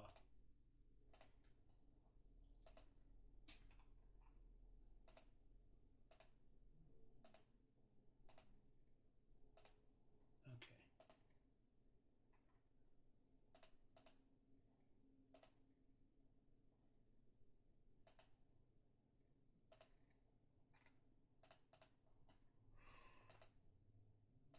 Those are identical.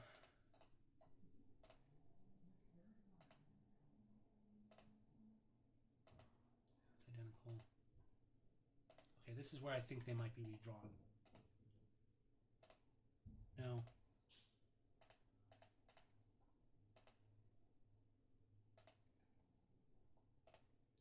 Okay, so there. This is where I start redrawing them. I tried growing my hair out, but it only grows upward. So it's you have a Marge Simpson-like hair, Ken.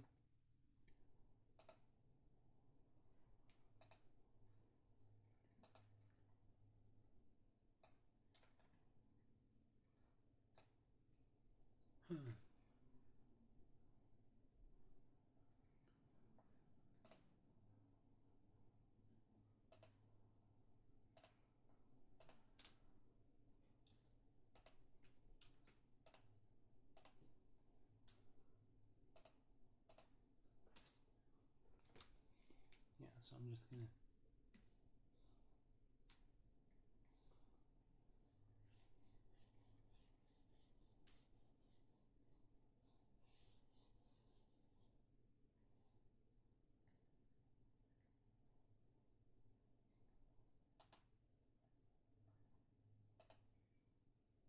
Okay.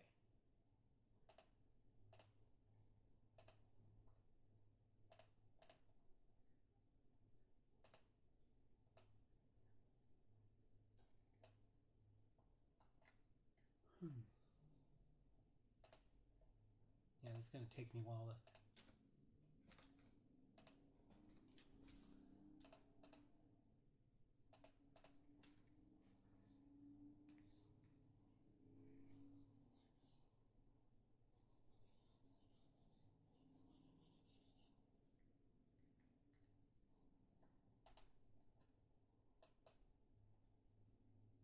Welcome back, Wax Badger.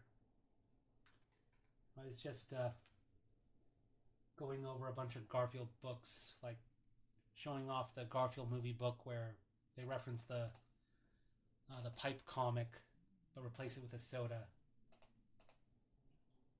Like one of the times, official Garfield media acknowledges the memes. I mean, I've also seen Garfield's Instagram like make posts where they reference popular Garfield memes.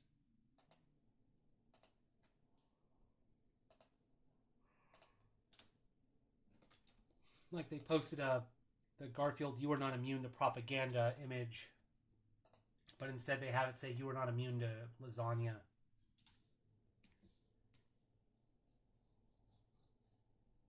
And there's like a whole video called "How the Internet Corrupted Garfield" or something like that.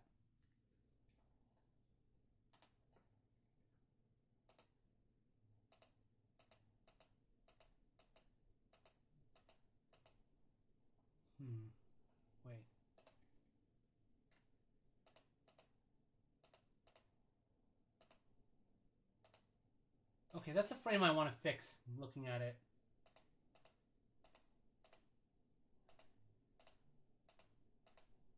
Like, Bomb's... Like, I have two frames where Bomb's arm is the same. Okay. Yeah, that is weird. Let me add it. Let me change that. That's something I didn't notice until now.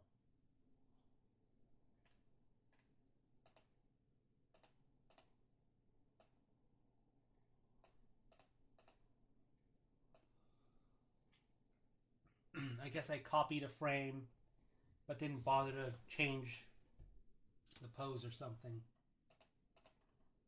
So I'm going to have just take this frame, maybe move Bomb's body a little bit and have her arm move downward. Yes, let me...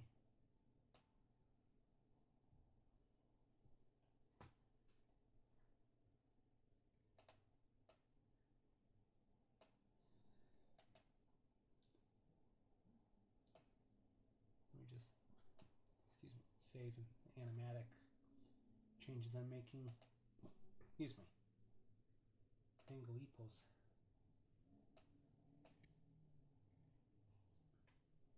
Okay.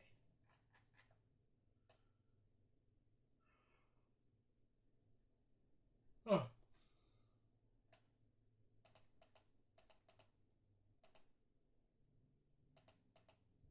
I might end up redrawing the frames where Bomb has her arm down also.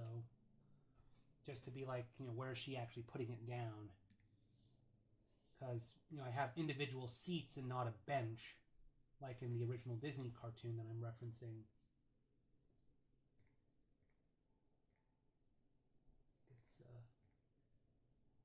It's this one.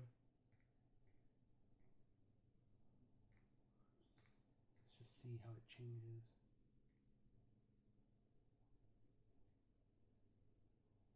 Yeah. So maybe move her body forward a little bit. Move her arm down.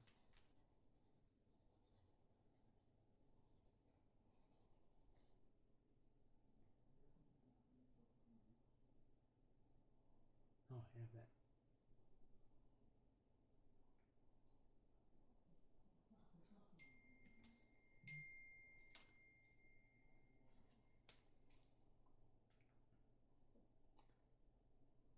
Oh. I got asked to do a favor really quick, so... Like I said, this is the stream of interruptions. You know, my family's going to have company over tomorrow, so that's why... So they're making the house look all purty and everything, so... BRB for a moment. Yeah, sorry, Wax Badger has to go, be right back, and then now I have to be right back. Yeah, so just a moment. Ugh. I shall silence the mic. You cannot hear all the swear words I'm going to say off stream. Okay, where was I? Before I was interrupted. So I wanted to redraw the body. Excuse me. Excuse me.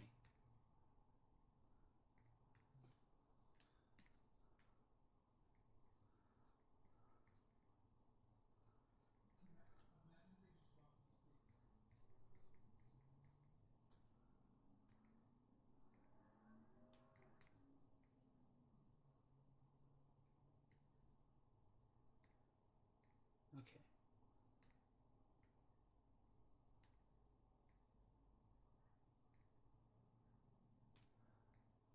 Okay, so have Bomb look like she's moving forward.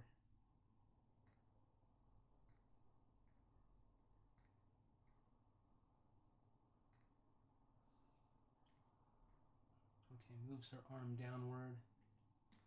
I'm surprised I didn't catch this when doing the animatic. It's kind of crazy.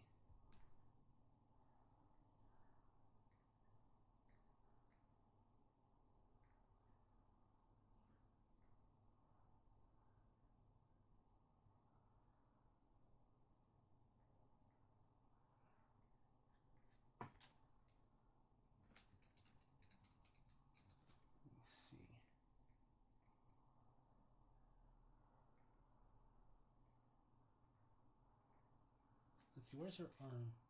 Let me... So...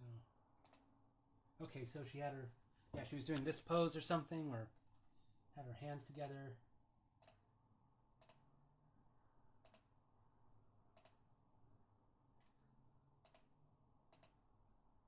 Maybe I should change more than one, just one frame.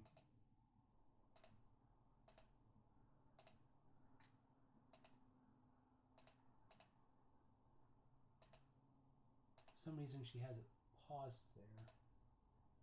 Okay. So for some reason I have Bomb's hand paused there. So maybe I should adjust this frame also where she's moving her arm lower.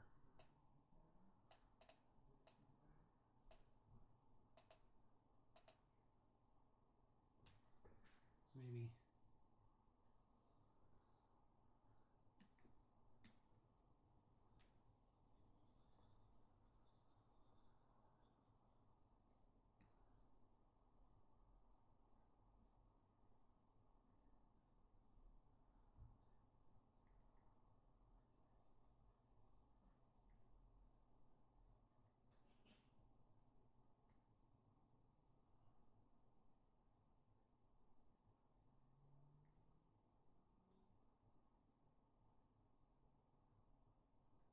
So here her arm will be much lower.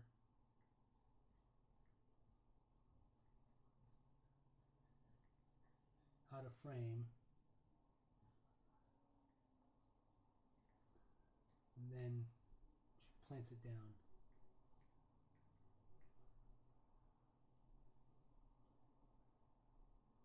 It's probably...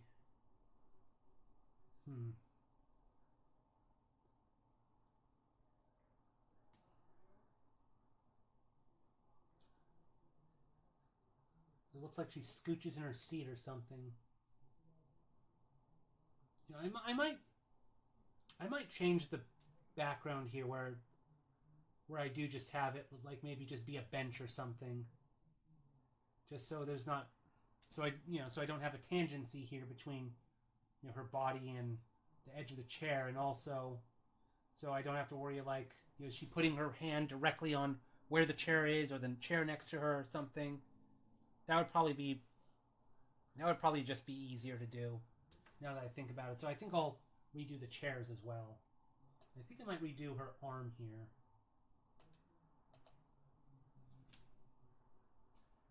Smoggle's foot? Hello. Yeah, that's a nice little cat emoticon you got there.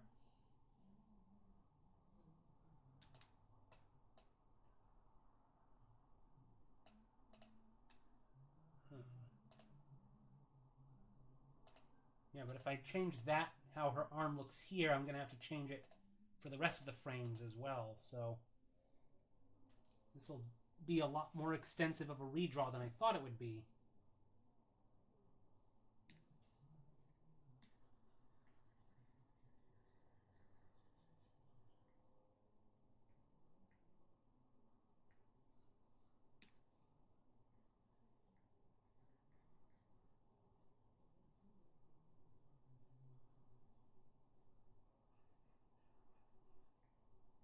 There.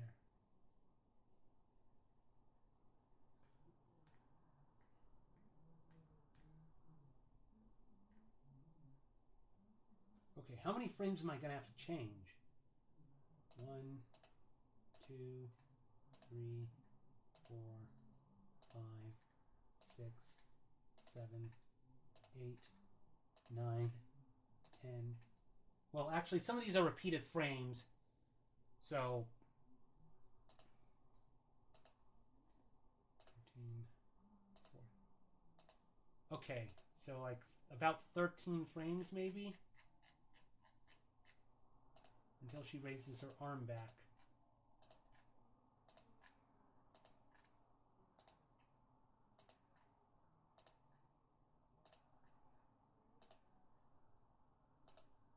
Okay, so, oh my gosh.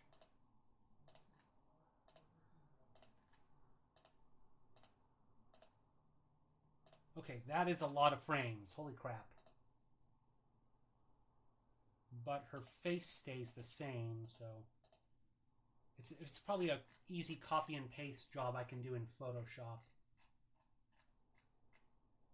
Let's see, where did I start with the first?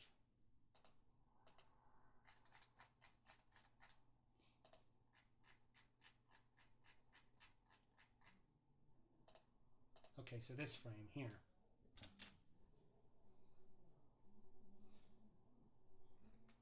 Okay, before I go any further, let's bring up the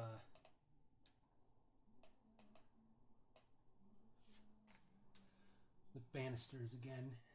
I'll probably call this version 2 or something.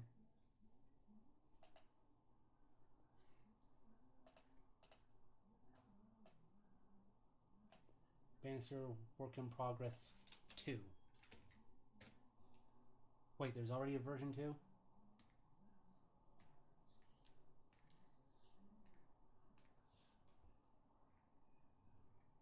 What's version 2? Oh, it's just everything flattened. Okay. Well then, I don't know. Okay, Banister version 3.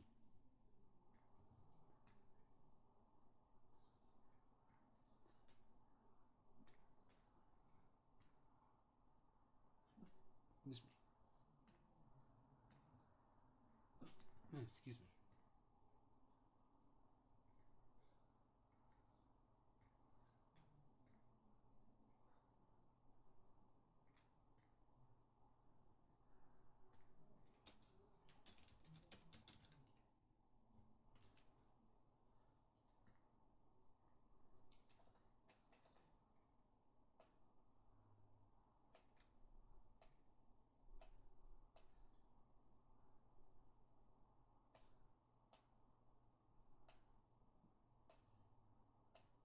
Oh, there we go.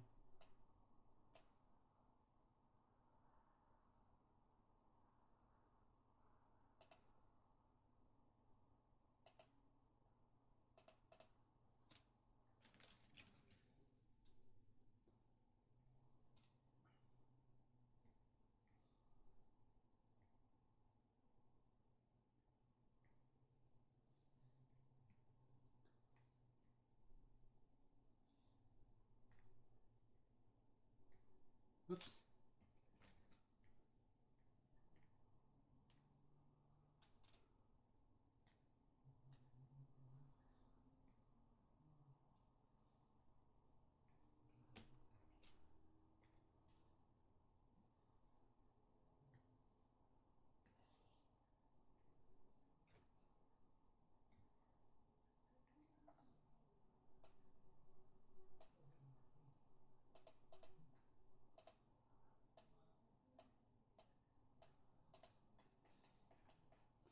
There'll be a little bit on the top of the, I guess, bench now, where it'll be a little lighter to indicate, lights hitting it.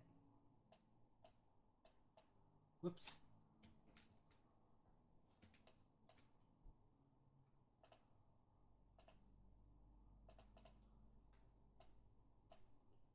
Maybe.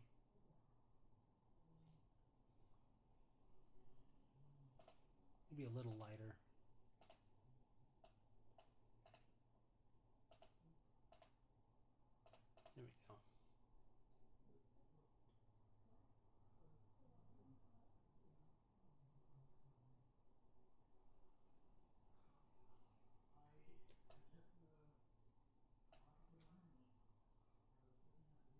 There we go. There we go.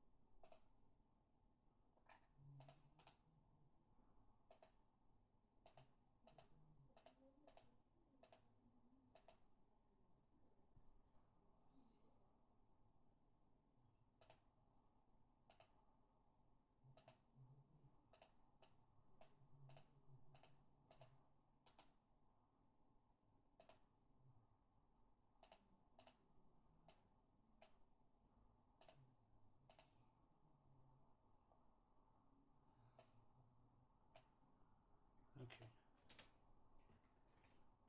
There.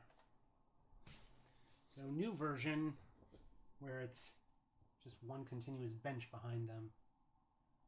Maybe I'll, I don't know, similar to the cartoon, maybe I'll have an edge to the bench or something, just showing it end or something, just so it's like there's a little bit of perspective or something.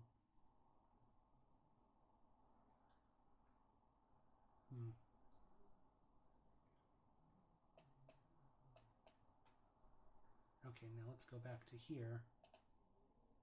Just gonna open Photoshop.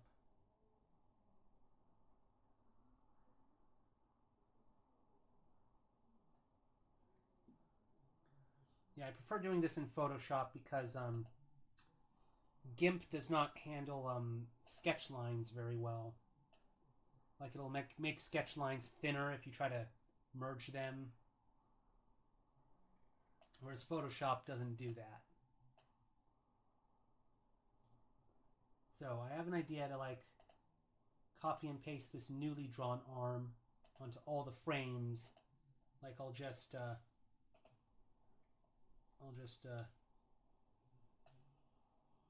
copy part of it, delete the section where the arm is, and then copy and paste it on top.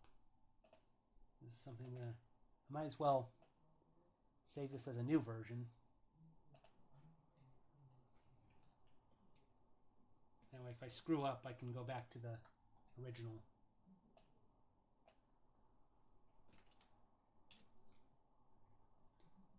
Or, actually, it might be easier if I just do this. Duplicate layer. Arm part, I'll just call it. Select. There we go.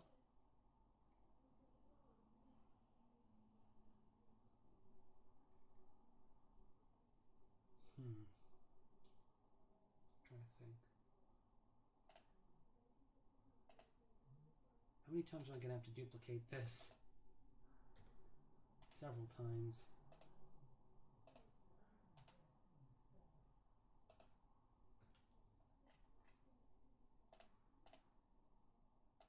Let's see. I'll just duplicate it a few times first.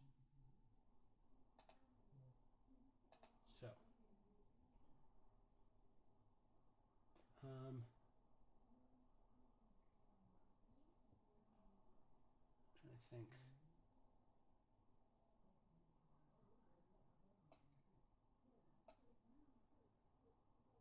Oh, I guess I'll do this to all the frames that need it.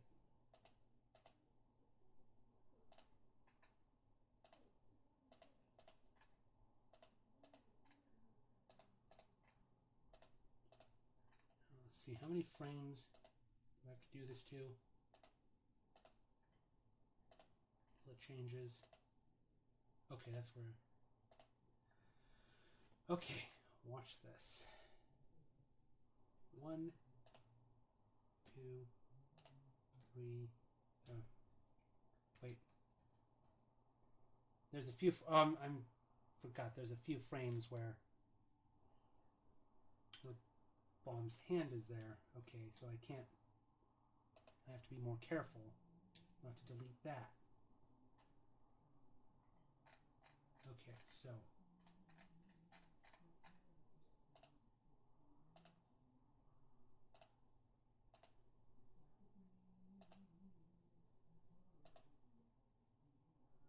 Okay, so... Let us cut off...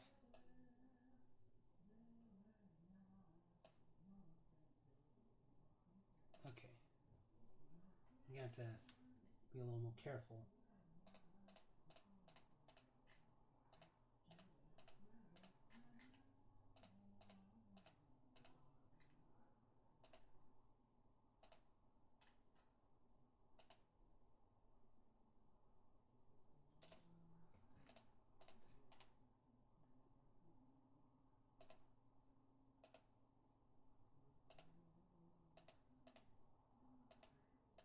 Okay, so I want a section where I'm copying the arm, but I don't accidentally delete the hand here. That was my mistake, so...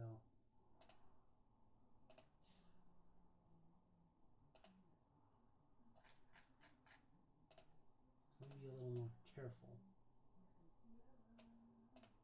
I can hear my brother singing in his room. Perspective is always a plus.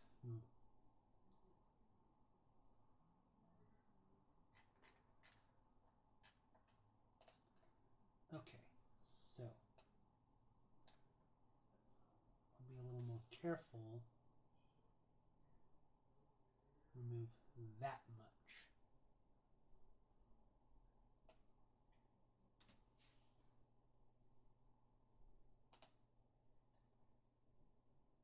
Duplicate layer.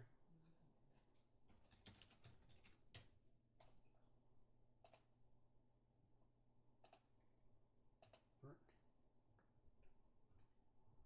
So there's the arm part. I need, invert back.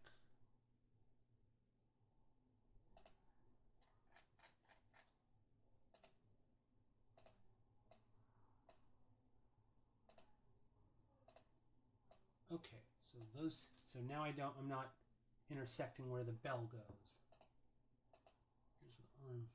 Okay, 2, 3, 4, 6, 7, 8, 9, 10, 11, 12, 13, 14, 15, 16, 17, 18.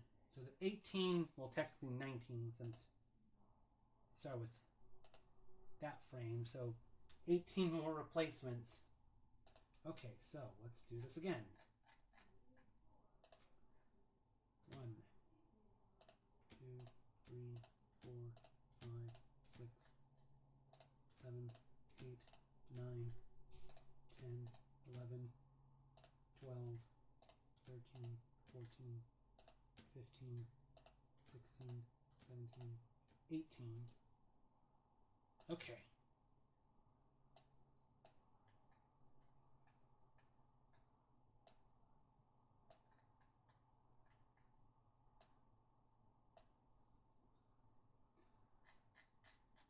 So now, all right, this arm part, now I have to duplicate. I forget. Okay, so I have to have it below.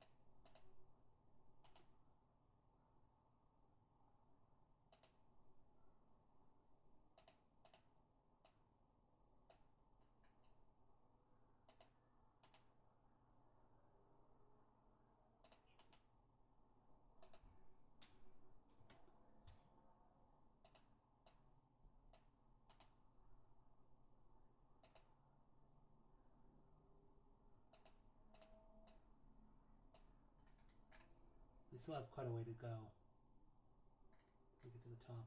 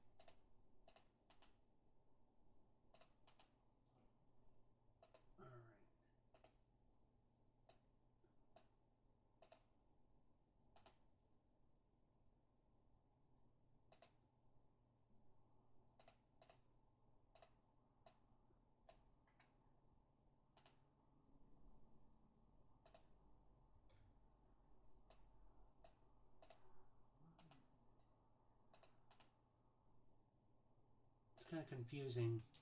In Sketchbook Pro, when you merge two layers, I think it takes the name of the layer that's on top, but in Photoshop it's the other way around. When you merge two layers, it takes the name of the layer that's below. So I have to be careful not to accidentally change any of the names of the layers here. I forget how it does it in GIMP.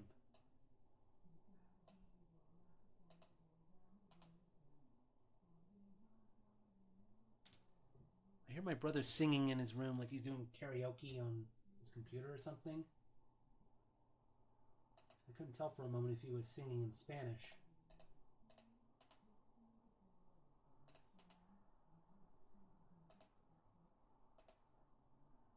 Oh, no, I don't want to duplicate that layer.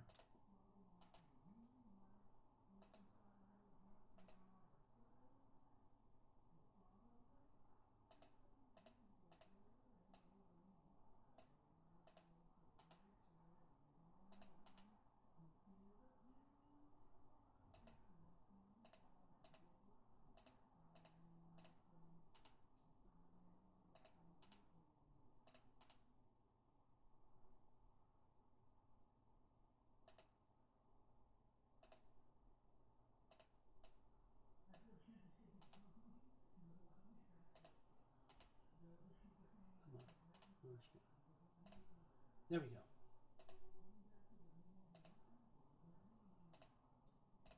Okay. Can I delete this layer? Let's move this back down.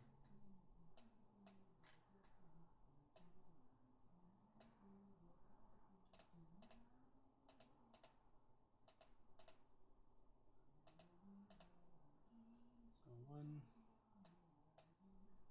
2, 3, 4, 5, 6, 7, 8, 9, 10, 11, 12, 13, 14, 15, 16, 17, 18, 19. Okay, yeah. They're all changed now. Yeah, sorry for such repetitive content here. I can delete this layer now.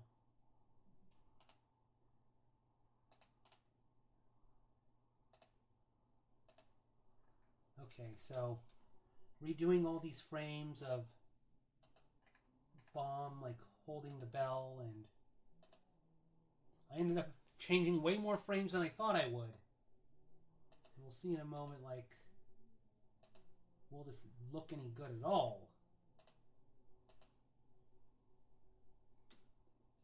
Let's see, where do we start? Okay, let me...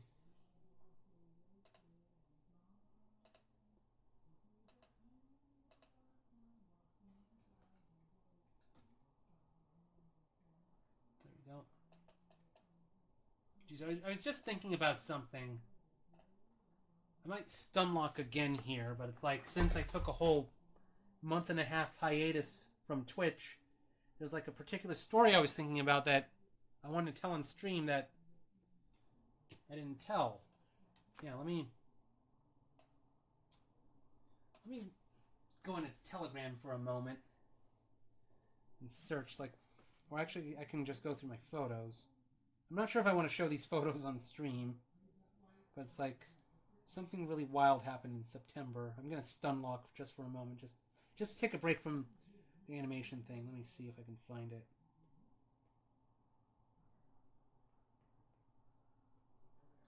Bunch of photos that I took from the Edwin Drood play, painting I did.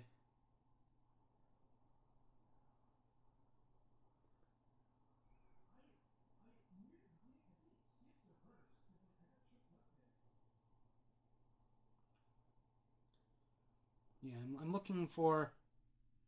I just wanted to see what date this happened on. So I had a day where something really crazy happened in the neighborhood. Trying to find it. hope I still have it saved on my phone.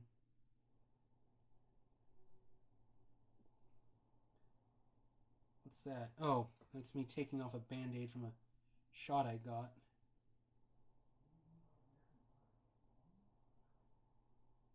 It happened somewhere in September. I just want to see what date it happened on.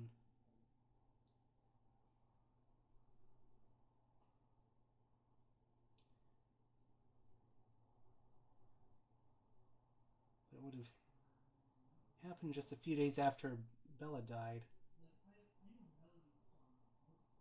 My brother is talking really loud. Here we go. Okay. Okay, so this was on September 14th. Yeah, this is a crazy thing that happened. So that was a day I had a friend coming over to, like, we were gonna take a trip to San Francisco and go to the Nintendo store. When my friend drove onto my street, and he texted me saying something like, "Hey Dan, there's a bunch of police cars outside your house," and it was really strange. And then I looked outside, and it's like the vans had driven up and they were surrounding the house next door to us. And yeah, no, I'm trying to remember which. Okay, that direction, yeah. And I'm not gonna show these pictures on stream, but I'm looking at them on my phone. But it's like, how many vans were there? 1, 2, 3, maybe a fourth one? Yeah, there were several vans, and oh, I actually took a video? Holy crap. Yeah, actually, yeah, yeah, but police had, like, surrounded the house next door to us, and they were yelling things into their speakers, like, come out. And I saw a couple police officers with drawing out rifles, and this was just totally unexpected, and they were there for several minutes. You know, like, I'm looking at my video, and I can see, yeah, I see in my video through the blinds, I see several cops, like, walking out, and they have their rifles out, and it was so bizarre. I was afraid a shootout was going to happen on our street, but then after a few minutes, they then left, and me and my family were, like, wondering what the hell was going on here. And we finally found out that one of the neighbors had thought she'd seen a burglar going into one of the houses. She called the police, and they just locked down the entire street, you know, surrounding one of the houses. And then they found out it was a false alarm. There was no burglar. And so our whole neighborhood was just locked down for several minutes. And I was afraid a shootout or something. Like, do you really need people drawing out rifles like that with a burglar? Like, unless the burglar has, like, a bazooka or something. Like having all these heavily armed police on the street, I was afraid that, like, I don't know, that something more serious had happened, like there was a murder or a kidnapping or something, not a burglary. That's just totally bizarre. Just this one day, seemingly normal, suddenly, you know, our neighborhood is almost, you know, a war zone. But yeah, that was something I wanted to talk about on stream, and I just forgot it. It slipped my mind. Yeah. There's been a few times I've seen, like, I don't know, maybe a neighbor, like, had a heart attack or something, and I'd see a fire truck driving by outside in front of one of the neighbors' houses. Although the craziest thing that once happened was this would have been over 10 years ago or so, like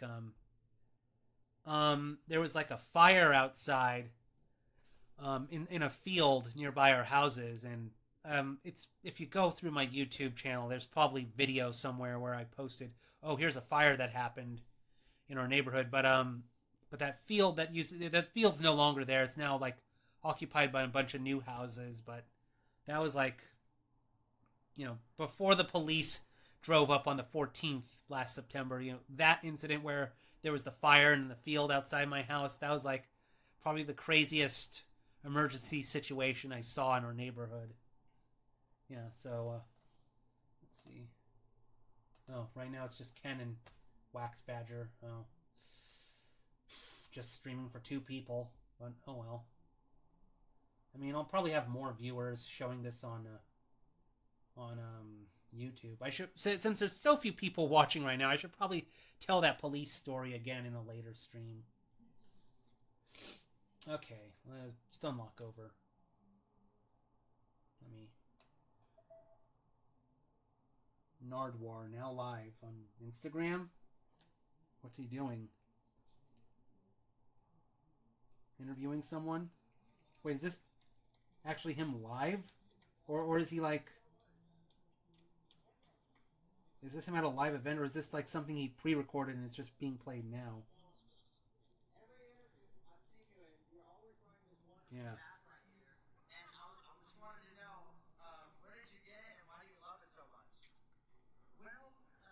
Okay, so this is Nardwar doing a...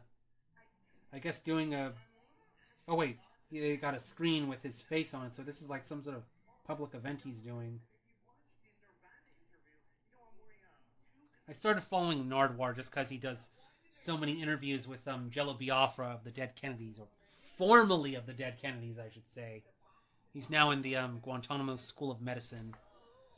Yeah, let me get my camera stand over here so I can put my phone in it. I can watch... Yeah, once again, I'm going to watch a stream while I stream at the same time.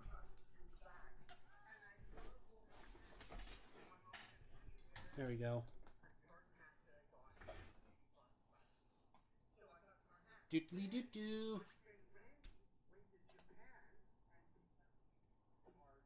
Okay, where was I?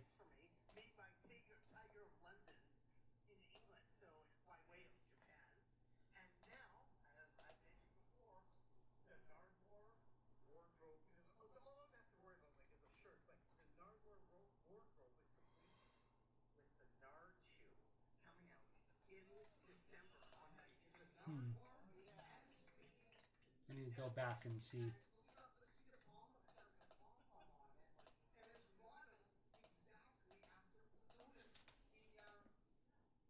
frame was I on?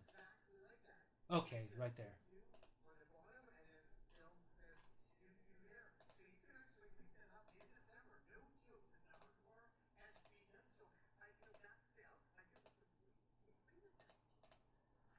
Just want to make sure.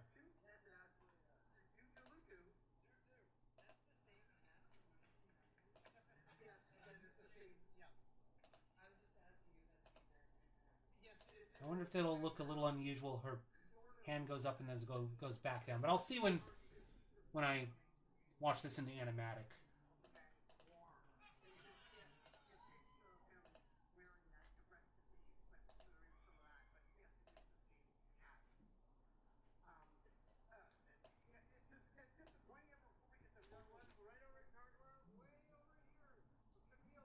People asking for $1 jillion. I've tried to find some of Nardwar's albums in Rasputin's or half-price books, but I haven't found them. So I might have to order them online. I know that he's done music of his own.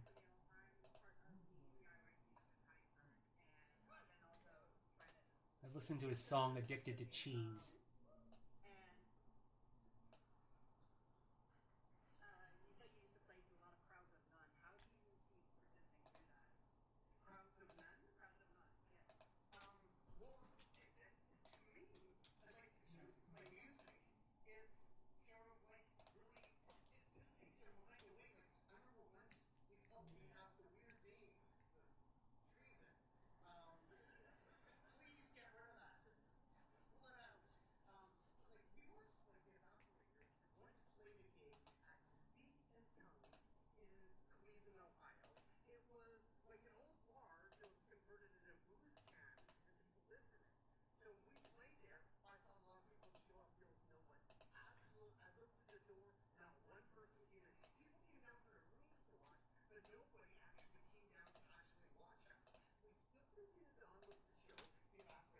So it looks like this time, instead of Nardwar interviewing someone, he's letting the crowd interview him.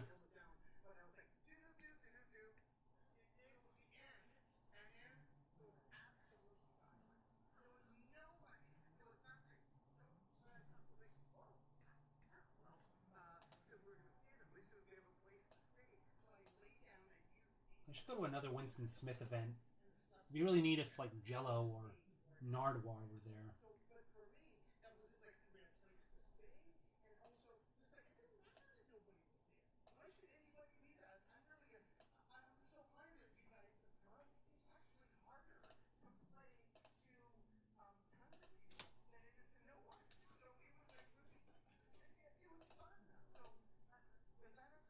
Probably should make sure my phone doesn't run out of battery while it is getting a bit low, so I'll probably plug it in.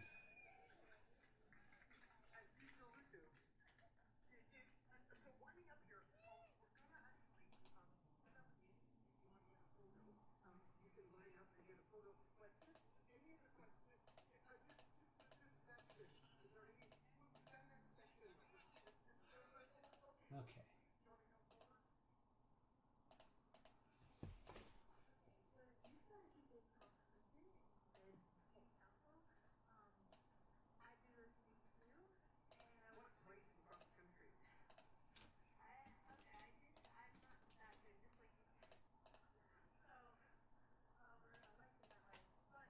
Yeah, I'm being very careful not to erase the frame number in the corner. I want to keep that.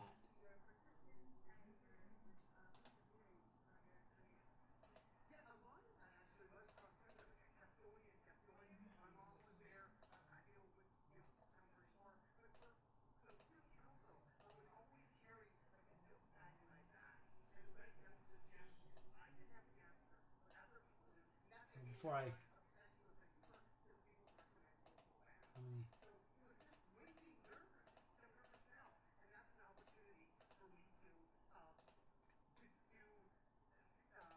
I just want to see how...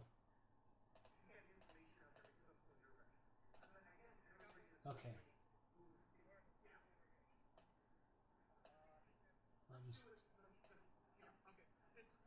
Okay, I'll just leave that layer open so I can see how far I have to go. How many frames do I have to change? The answer is a lot. That was 6. Live video. Aww. So I got the end of that Nardwuar stream. Or maybe, I don't know, maybe they ran out of battery on their own camera or something if they were streaming from someone's phone. Because it didn't look like Nardwuar was going to end the event.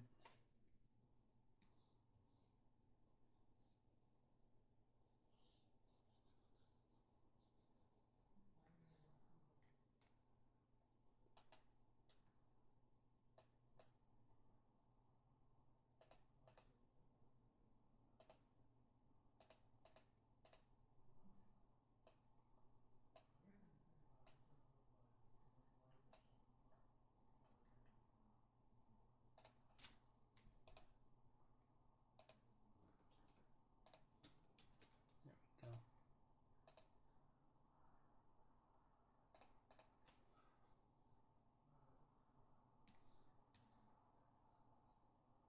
I should probably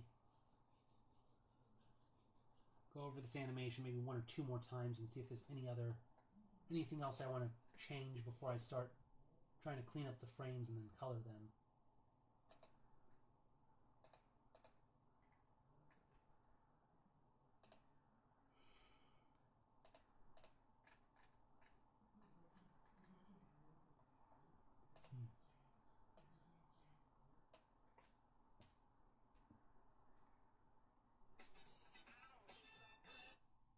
Oh, Yardley Smith on Instagram looking at some Lisa Simpson graffiti. Yeah. Lisa Simpson 2020. Garfield Cryptids? The Jersey Garfield. Big Garfoot. The Garf Man. The Frenzo Garf Crawler. The Lock Garf Monster. Mystery Phone Garfield. Garfacabra. Little Garfalien. Okay, this is someone who... Oh, that's someone sharing something weird from Pinterest.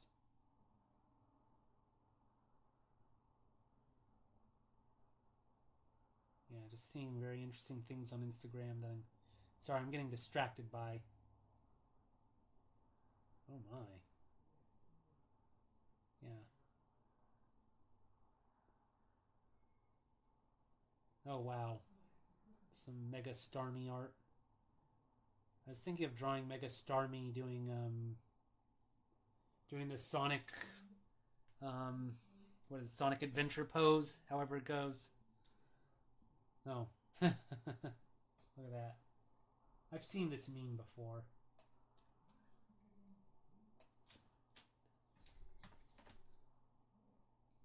Yeah. The Beatles fuck. Yeah, satirizing the cover of Help.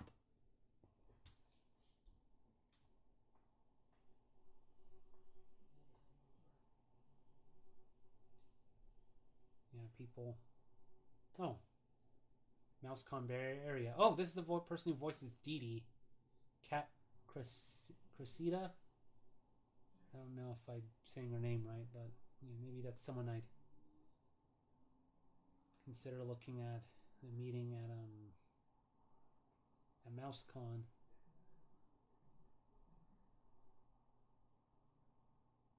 Okay.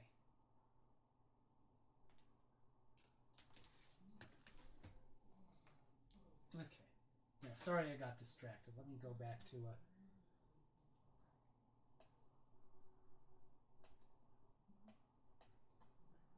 I just wanted to show off the Beatles going fuck.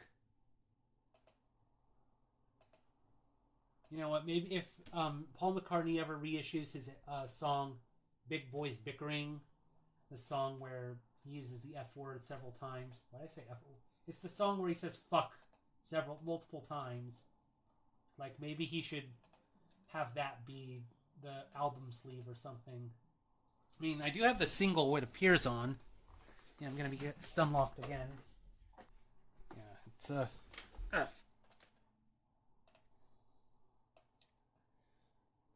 it's on both Off the Ground, the complete works, and the version of Off the Ground that has the original album plus the B-sides that only appeared on singles, and then the single CD Hope of Deliverance, which has Big Boys Bickering, which is the song where Paul drops the F-bomb multiple times.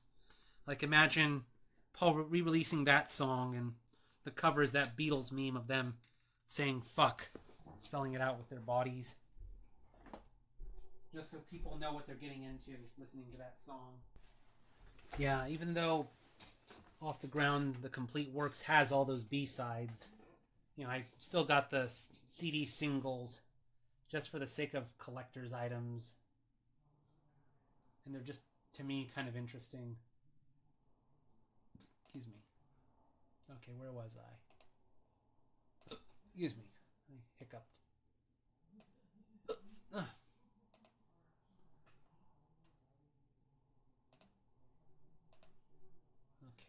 Let's see. Okay, so this frame.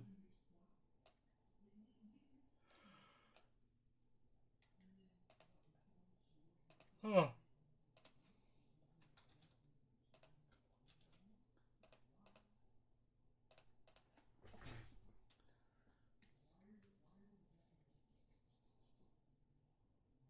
I hear my brother asking someone a question.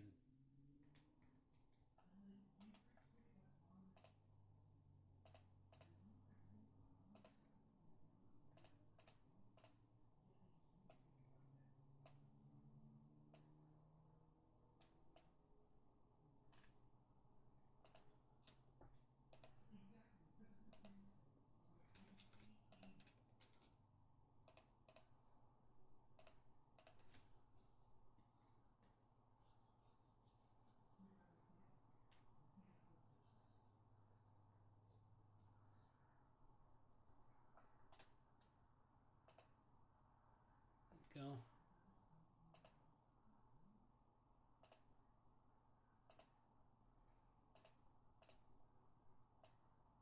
Oh, yeah.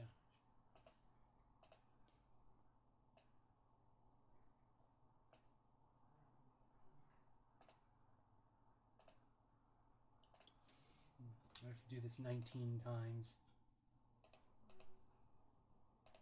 Just a reminder.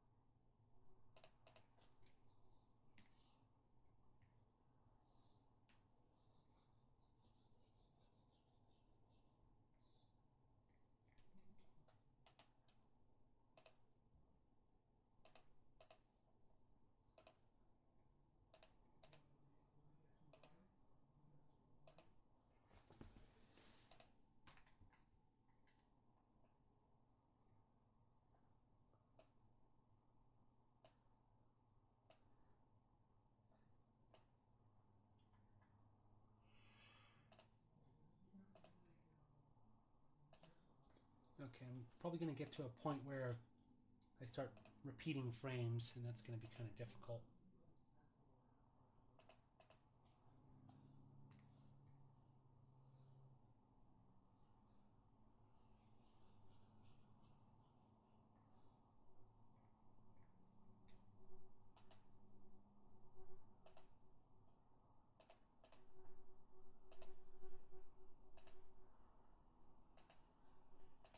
You can ring my bell, ring my bell.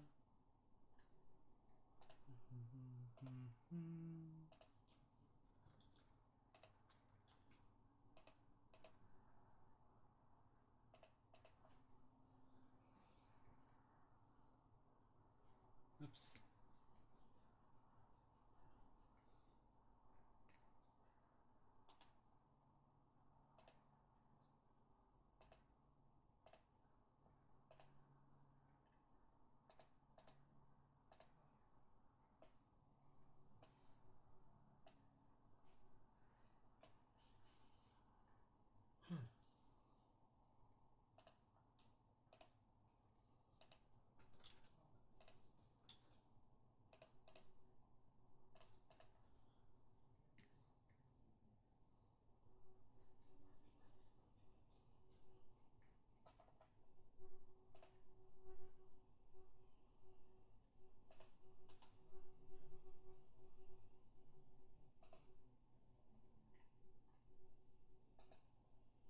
Let's see how much. Almost done. 1, 2, 3, 4, 5, 6, 7, 8 more frames. Of course, some of those are going to be looped, so 8 unique frames left.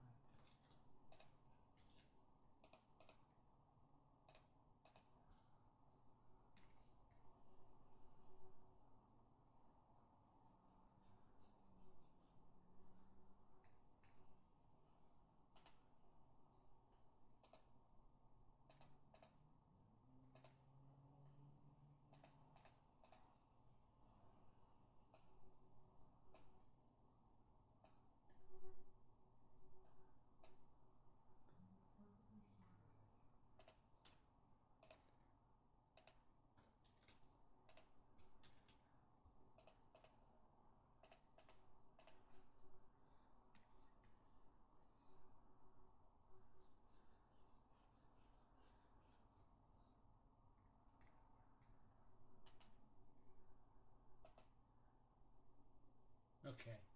Yeah, I can see excuse me, my layers. I now say ring copy 1, ring copy 2. So this is the part where I start repeating some frames. I'll return 1.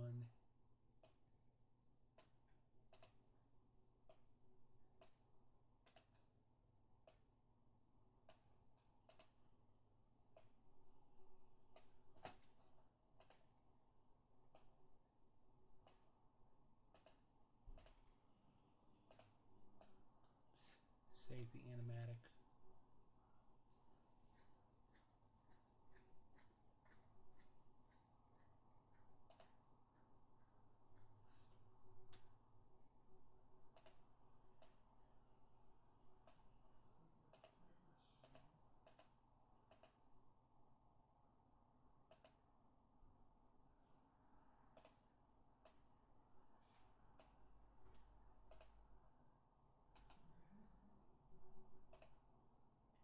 There. Oh, my friend asking if I'm still streaming.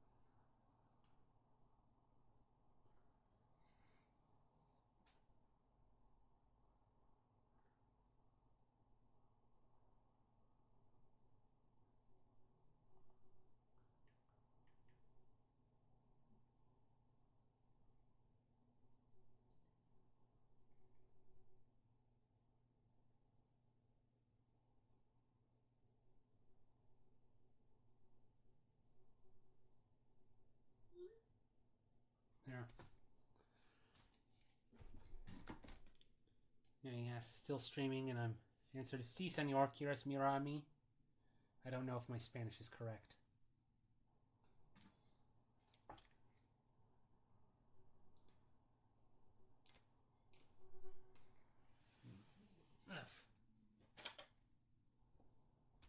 Where was I? Oh, yes.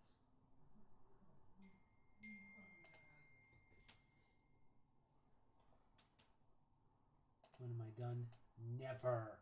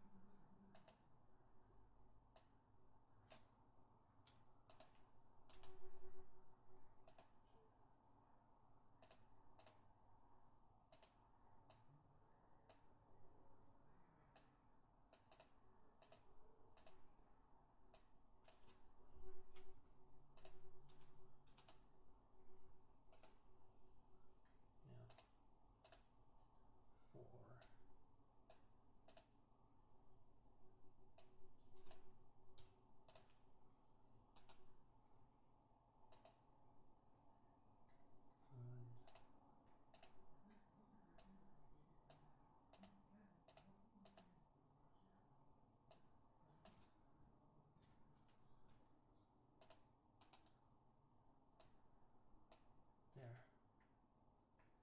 Now, 1, 2, 3, 4. Last 5 frames.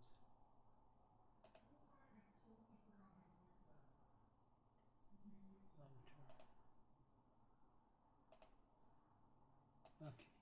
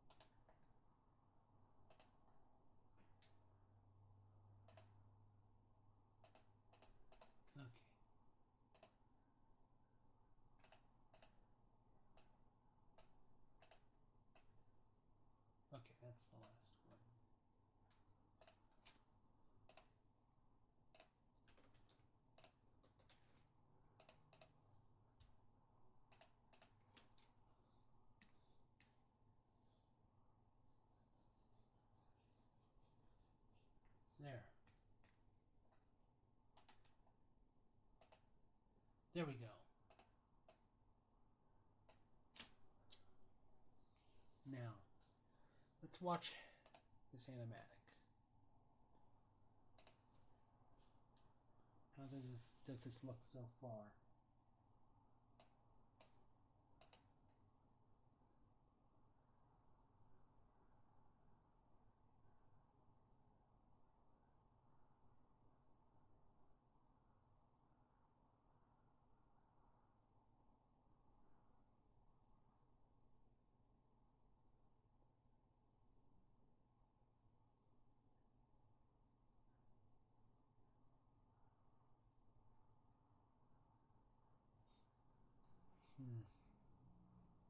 I think it looks okay. Let me just back those frames up and just look at the arm I just reanimated.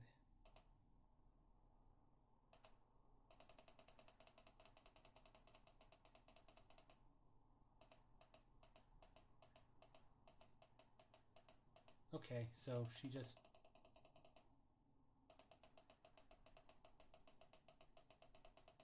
puts it down.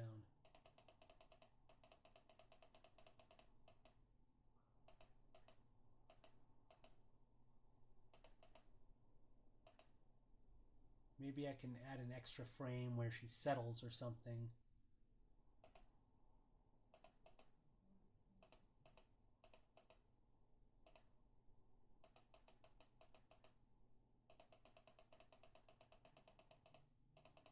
Let's see.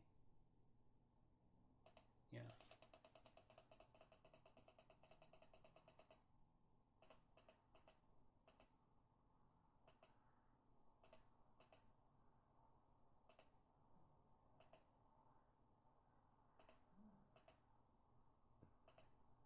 Yeah, I think between frame 21 and 22, I think I can add an extra frame where she's like settling or something. Just have her a little lower.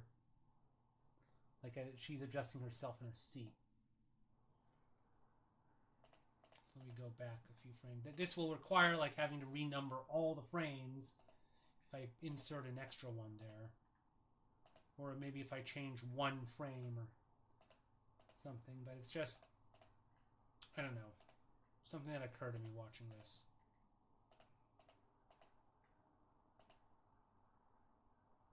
Yeah, like somewhere right there.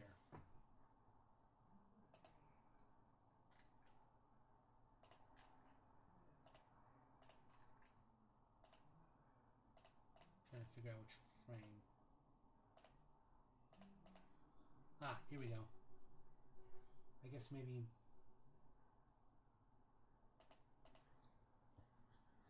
it's in between these two frames.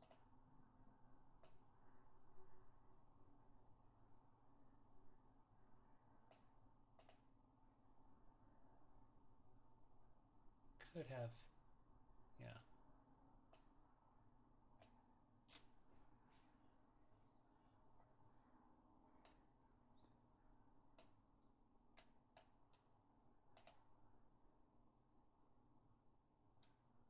Yeah, I guess the final changes I make will just be small little touch-ups here and there before I do the, like start cleaning up the drawings and coloring them.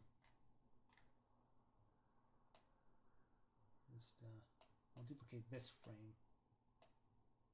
Call it, I don't know, bell raise 4. Because I would go bell raise 3, keyframe 4, then bell raise 5. So keyframe 4 is supposed to be bell raise 4 frame, but I call it the keyframe. But I might call this bell raise 4 just to fit it in.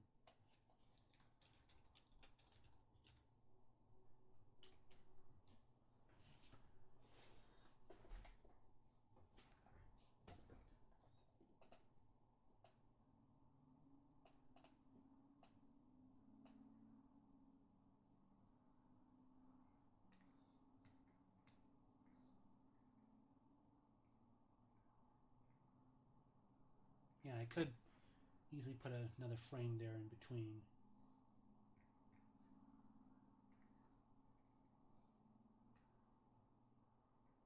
The face I might keep the same, maybe just tilt it down or something.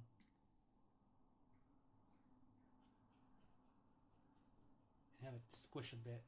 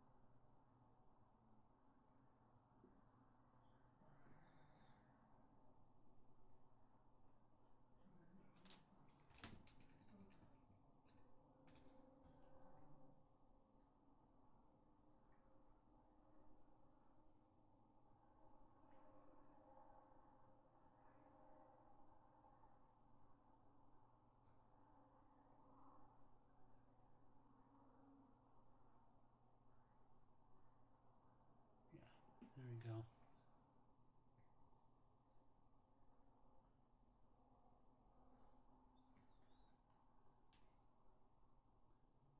Okay.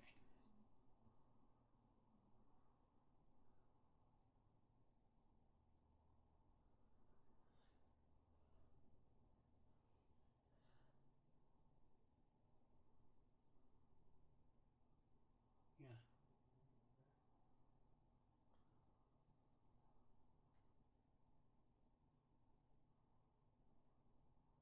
Yeah. Okay. So I'll bend the arm a little bit.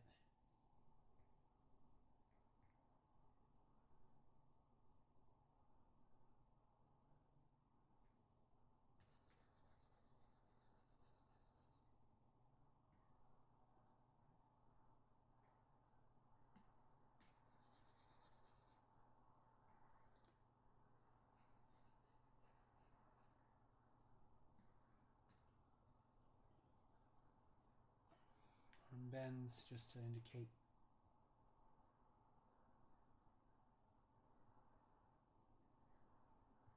Yeah, she's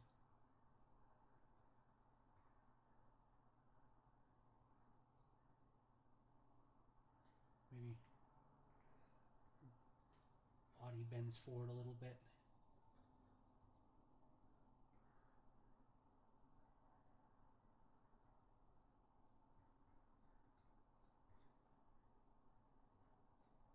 Even though you don't see.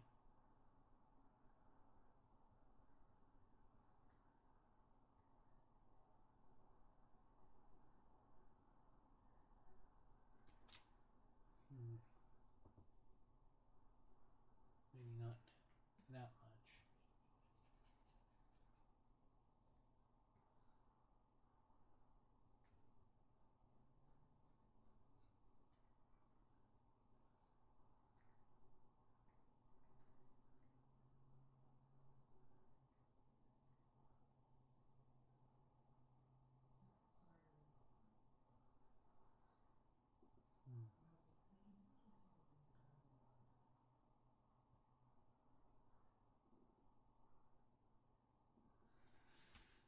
Hmm.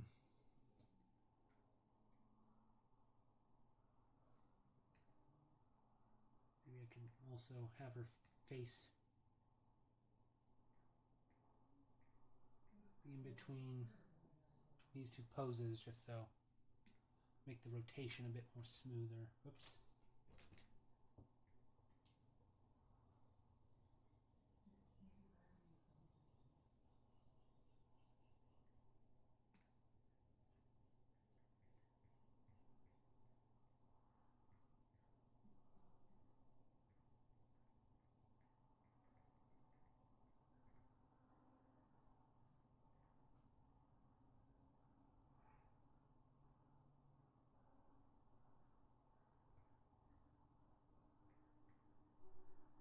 Okay, so have her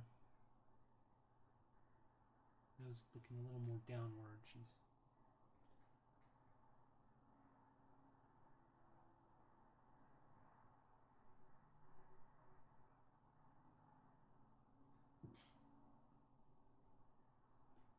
Actually, should I have it be lower? Just trying to think, like...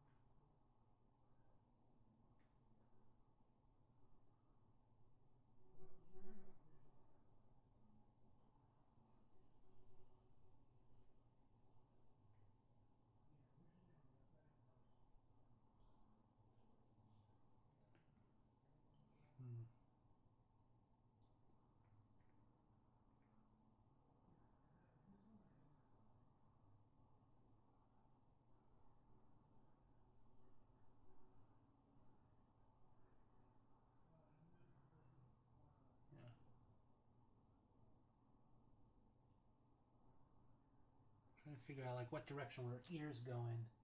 Thank you, Ken. I guess in between two.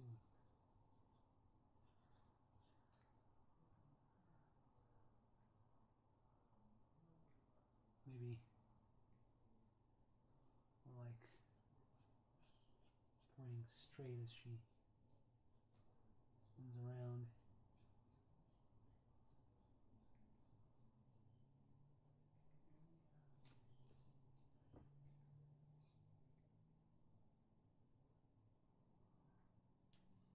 So let's insert this frame and see if it looks any good.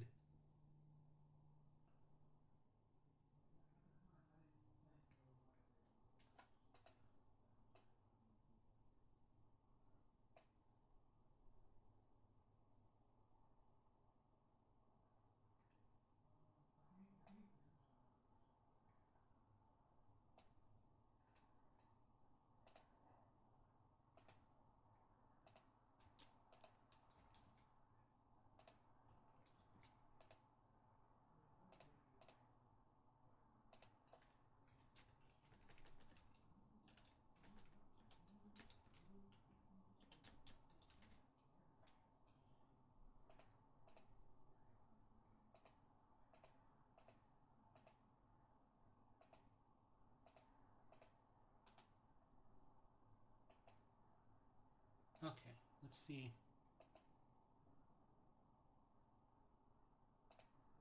Play back.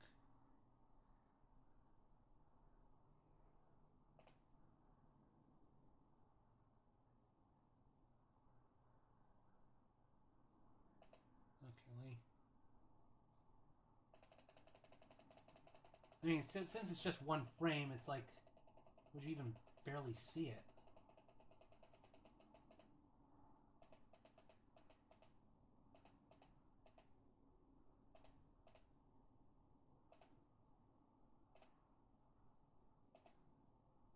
I think this arm being all sketchy kind of makes it a little hard to...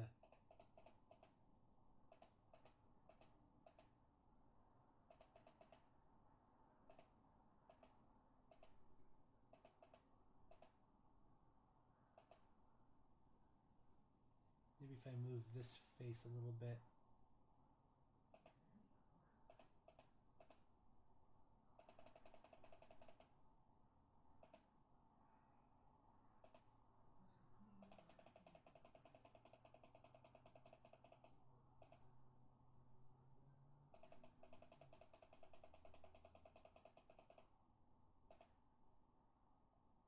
I think maybe I have to...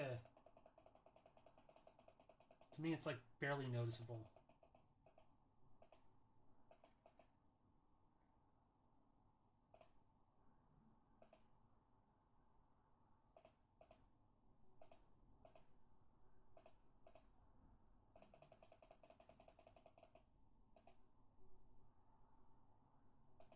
Maybe if I lowered the pose more... made it more extreme. Because it's not looking what I thought it would be.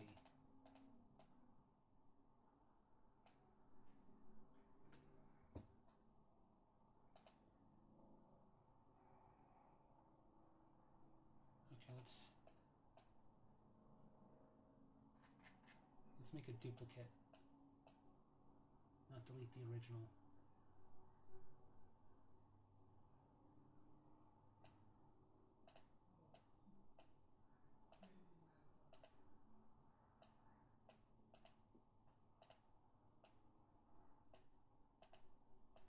What if I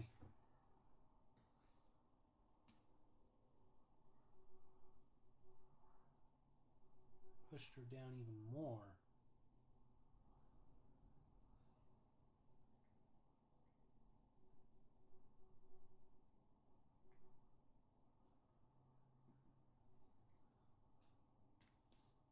Made, I don't know, the arm more extreme.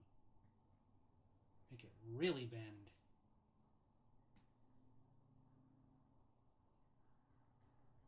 And further. This is probably too exaggerated, but yeah, that's looking a little like an olive oil arm.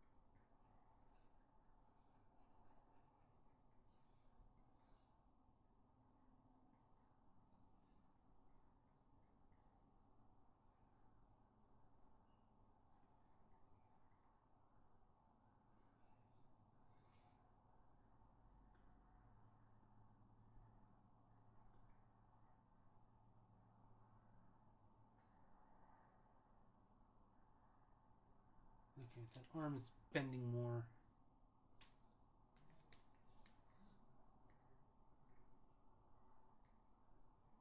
Okay.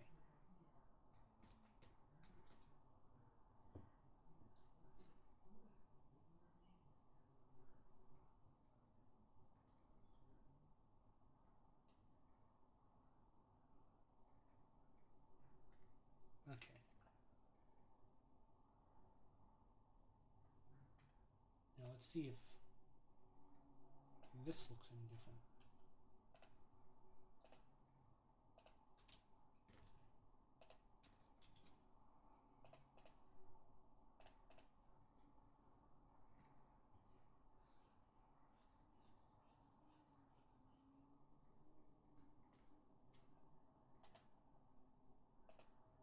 Okay. Again, this is only going to be like a one frame. You know, you're only seeing this for one frame, so the eye may not even register it. Okay, there. Now, even though you see it only for one frame, now I like it better. Yeah, now it's more perceptible to me. Like it's just for one frame.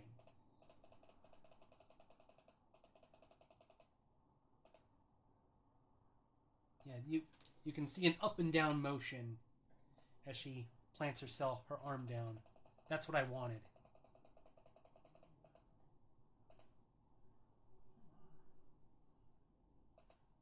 Okay, I'm happy with that. Yeah, I just... How long has this stream been going on? You know, oh my gosh, 4 hours. Although, you know, when I post this to YouTube, I'll edit it, you know, all the dead space out, you know, times when I'm, you know, like, you know, I'll cut out the first 39 minutes and then also cut out times I'm, you know, away eating or at the bathroom or something. Yeah. Okay. I'm starting to like how this looks a bit better. Yeah, I just like the, you know, like you really feel just pushing down. Yeah, that's what I wanted. Let's just watch this one more time. See if there's any other things I'd like to change. Any other frames I'd like to redraw before I... let's see.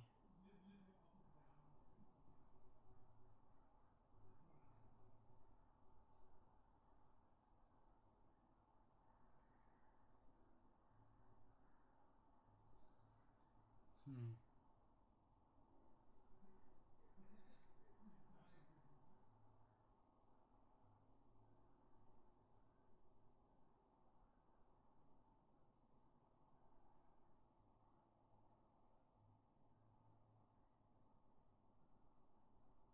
Hmm.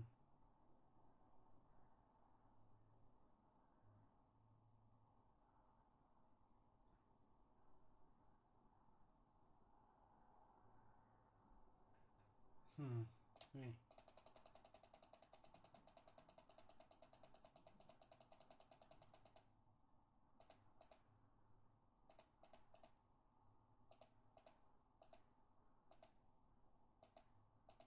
I wonder if maybe I feel like going up with the shoulder there might be a little too jumpy. Maybe I should like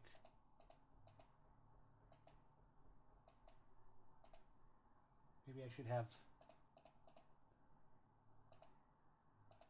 in frame 11 maybe have one frame where you go from the shoulder being really high and then have a frame where it's midway and then settles down, just so it doesn't feel as jumpy.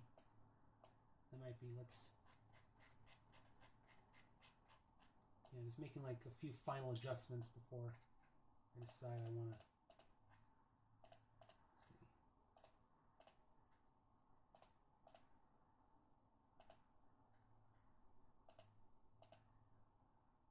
Okay.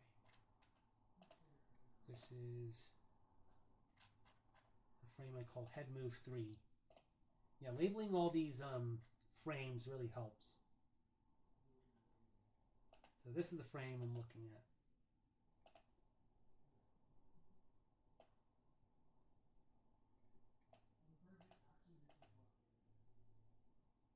Okay, so this probably wouldn't involve too much editing, maybe just, select the shoulder or redraw the shoulders just being a little higher, somewhere in between the rest pose where it's at the bottom, like in this frame, and then somewhere in between, where the shoulder goes up. So this just be editing a frame, not like inserting a frame, so.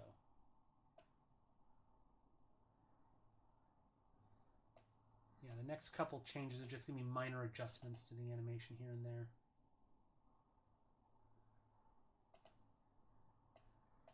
I need some water. Thank you, Ken.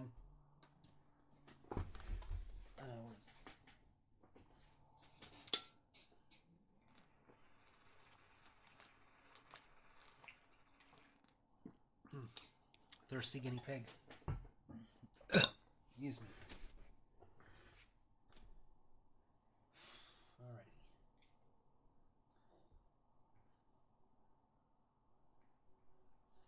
Since MouseCon is next week, maybe I should, I don't know, show this animatic to, if there's any Disney animators there. I know that Rick Farmelo will be back.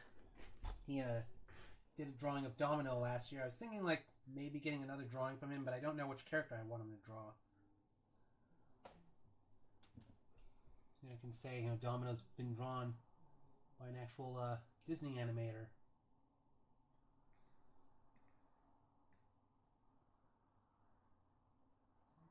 Okay.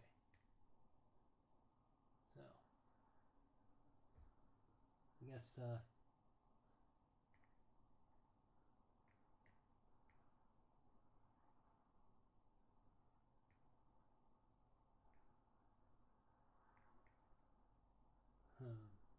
okay, the goggles here are really roughly drawn. That's something I should improve also. Like, make the size of the goggles consistent. The goggles, they do nothing at all.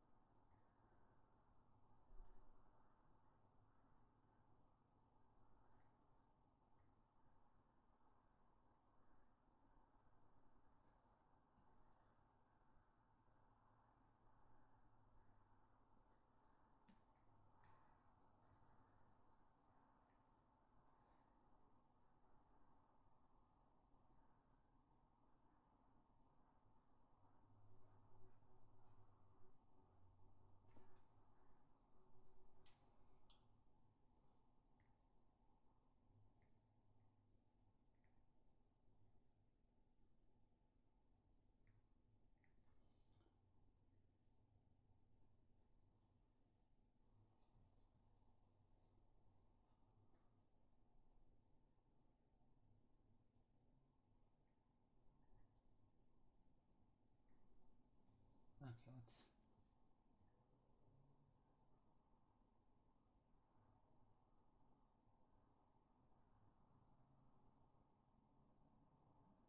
Yeah, the goggle's a little higher. This might make them jump even more, actually, if I'm not careful.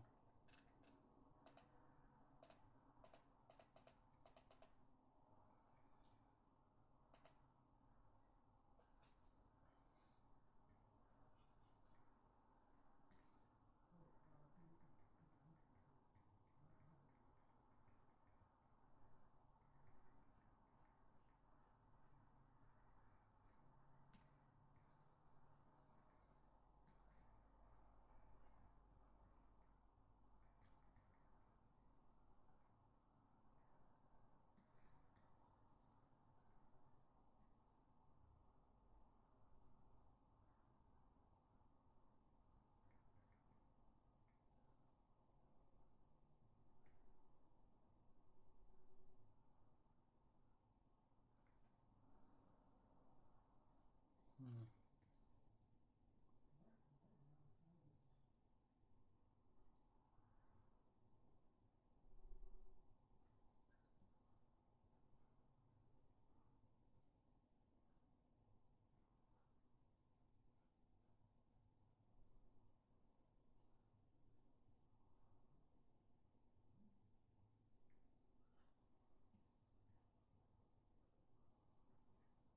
Okay, looks like I'm going to be adjusting this frame as well a bit.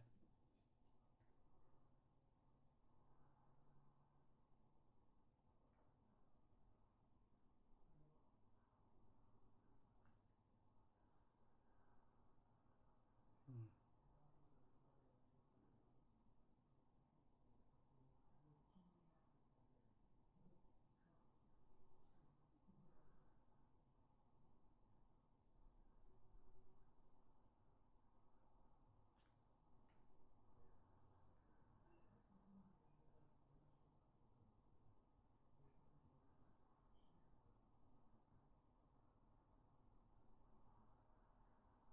Okay, now I'm afraid the length of the robot arm is messed up. Shit. Yeah, that's a bit...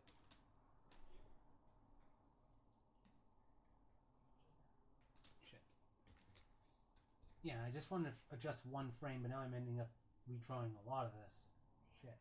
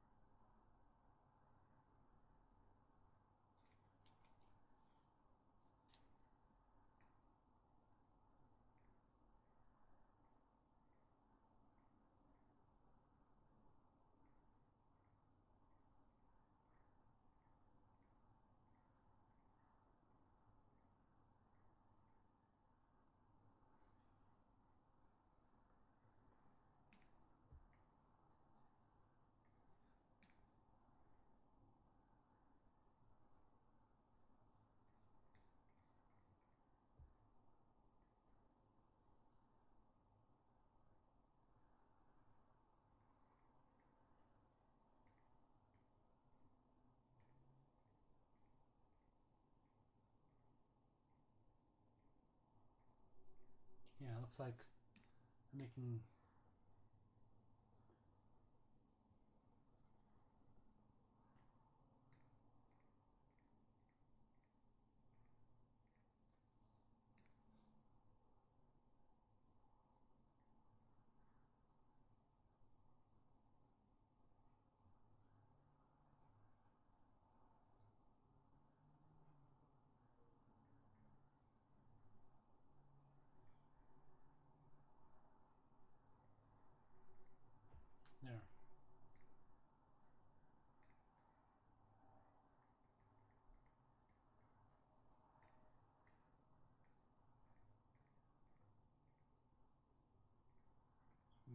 Hopefully the same length now.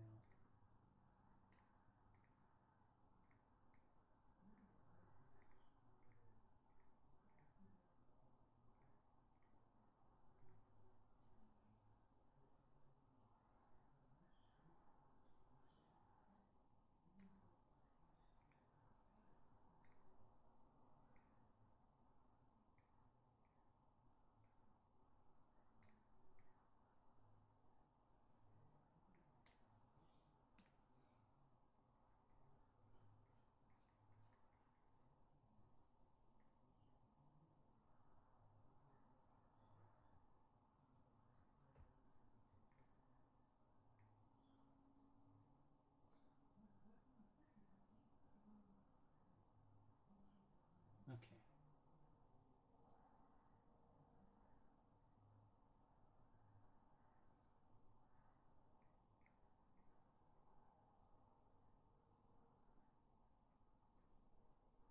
Yeah, the shoulder there is not exactly the same size, but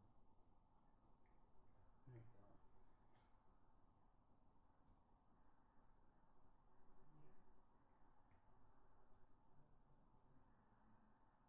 go. Okay. Now, let's see how this adjusted frame looks.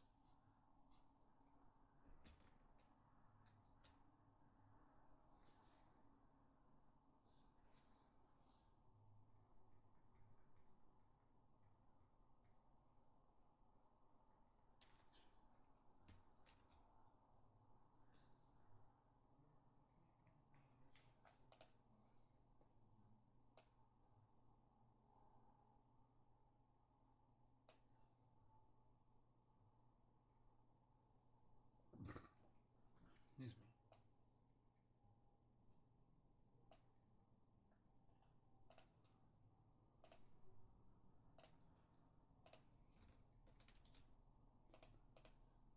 Okay.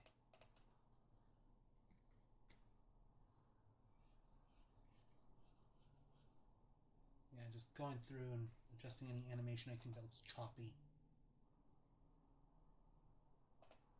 Oh, I forgot Bomb's back there.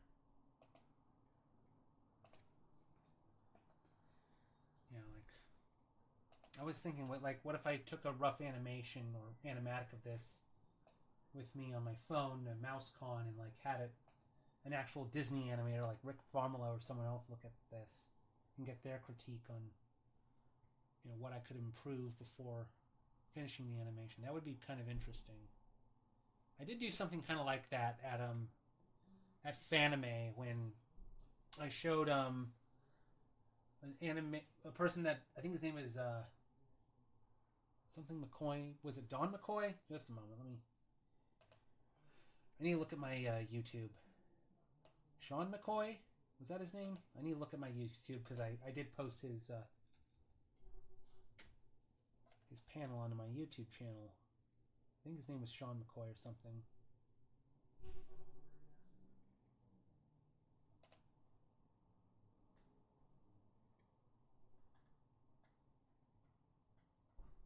Look at my Fanime videos.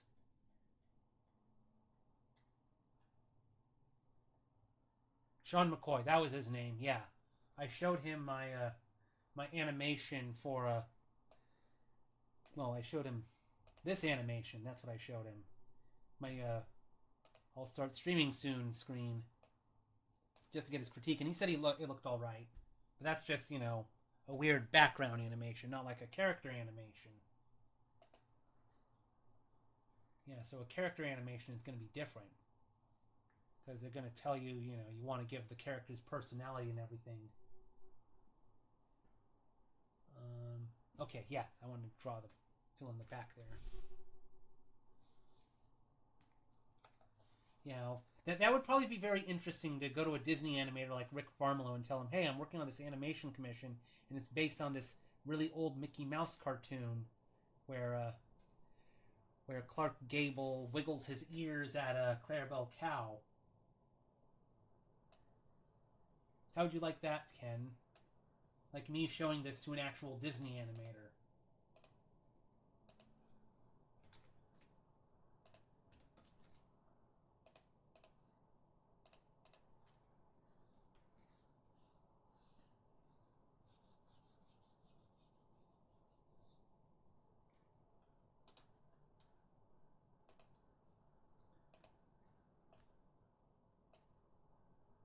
Okay.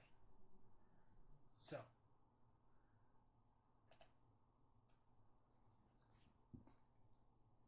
It's probably going to still look a little strange where, look like a pop and then... Okay, yeah, that does look a lot better to me. I mean, it's very quick. Yeah, where...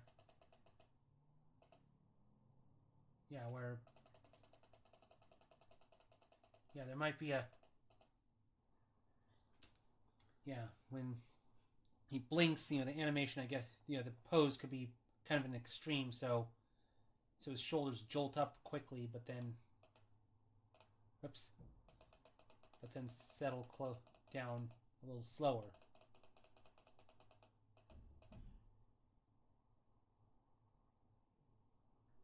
Yeah.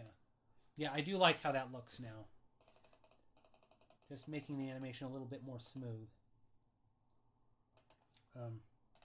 Okay, I just want to make sure that I shrunk my screen down. Okay, so let's just watch this over. And are there any more frames I want to fix?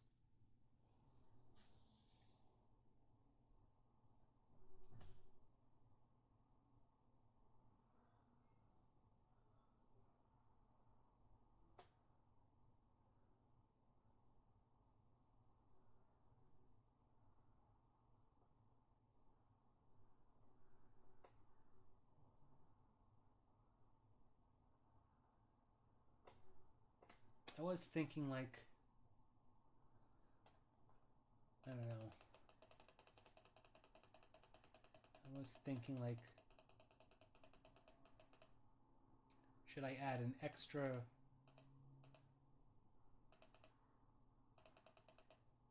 was wondering, like, should I add an extra frame or something when she settles into doing the... Although I do have a frame where she squishes down like that. So maybe that's okay. I was also thinking, like, let's see. I don't know, for some reason I thought I might need a... Well, that's probably a mouth there. I should redraw. That looks a little awkward.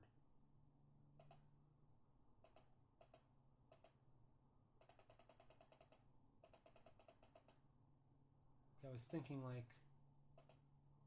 should I have an extra frame here also? But I do have a frame where she's... I do have an extreme there. Like a... Pops up a bit, then settles down. Like, I'm wondering, like, should I redraw that or add an extra frame? It's like a few places where I wonder maybe I should have an extra frame where just to soften a pose, or like a what's it called, easy in, easy out, slow in, slow out. Yeah. I don't know if you'll be able to tell, but if I was to move my camera over a little bit, I have the 12 principles of animation right up here, plus 2 extra principles that one of my teachers mentioned. And I also have a... That's what I was... I also have a ruler that has the 12 principles of animation on them. Squash and stretch, anticipation, staging, straight ahead action, pose to pose, follow through and overlapping action, slow in, slow out, arcs, secondary action, timing, exaggeration, solid drawing, and appeal. And the 2 extra ones that my teacher suggested, opposing actions and silhouette value. Although I have some of what's his name, Walt Stanchfield. I have some, like, his 2 massive animation books, and I think they're called Drawn to Life or something. And, like, he has what I'm trying to remember, like, was it 40 principles or something? I think Richard Williams says in one of his books that, like, while there may be 12 principles in Disney, really you could have, like, almost infinite numbers of principles that make lifelike or interesting actions. James Justin, hello, long time no see. He just working on an animation commission here. Just shoot. I'm just looking this over, seeing is there any other frames I want to redraw. I mean, there are probably some faces on Bomb I want to redraw. I mean, obviously I need to draw these on model to how Ken draws them. This is just to get the basic actions down. And I am thinking like maybe I could add an extra frame or two with how Baccio,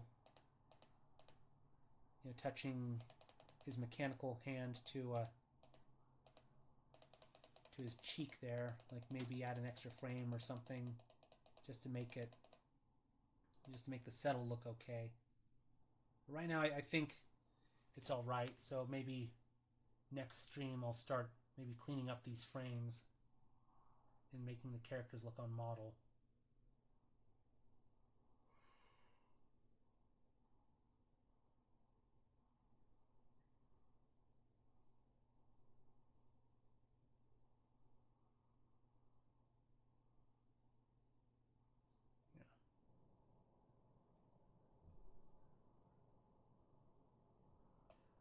Yeah, so let's see.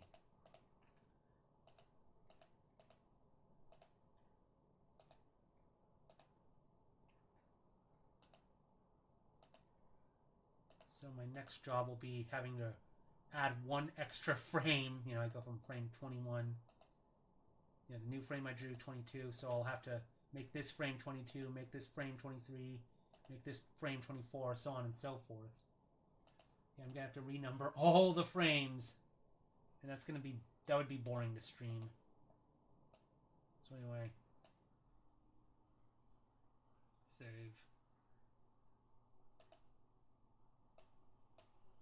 I think I'll call it a night.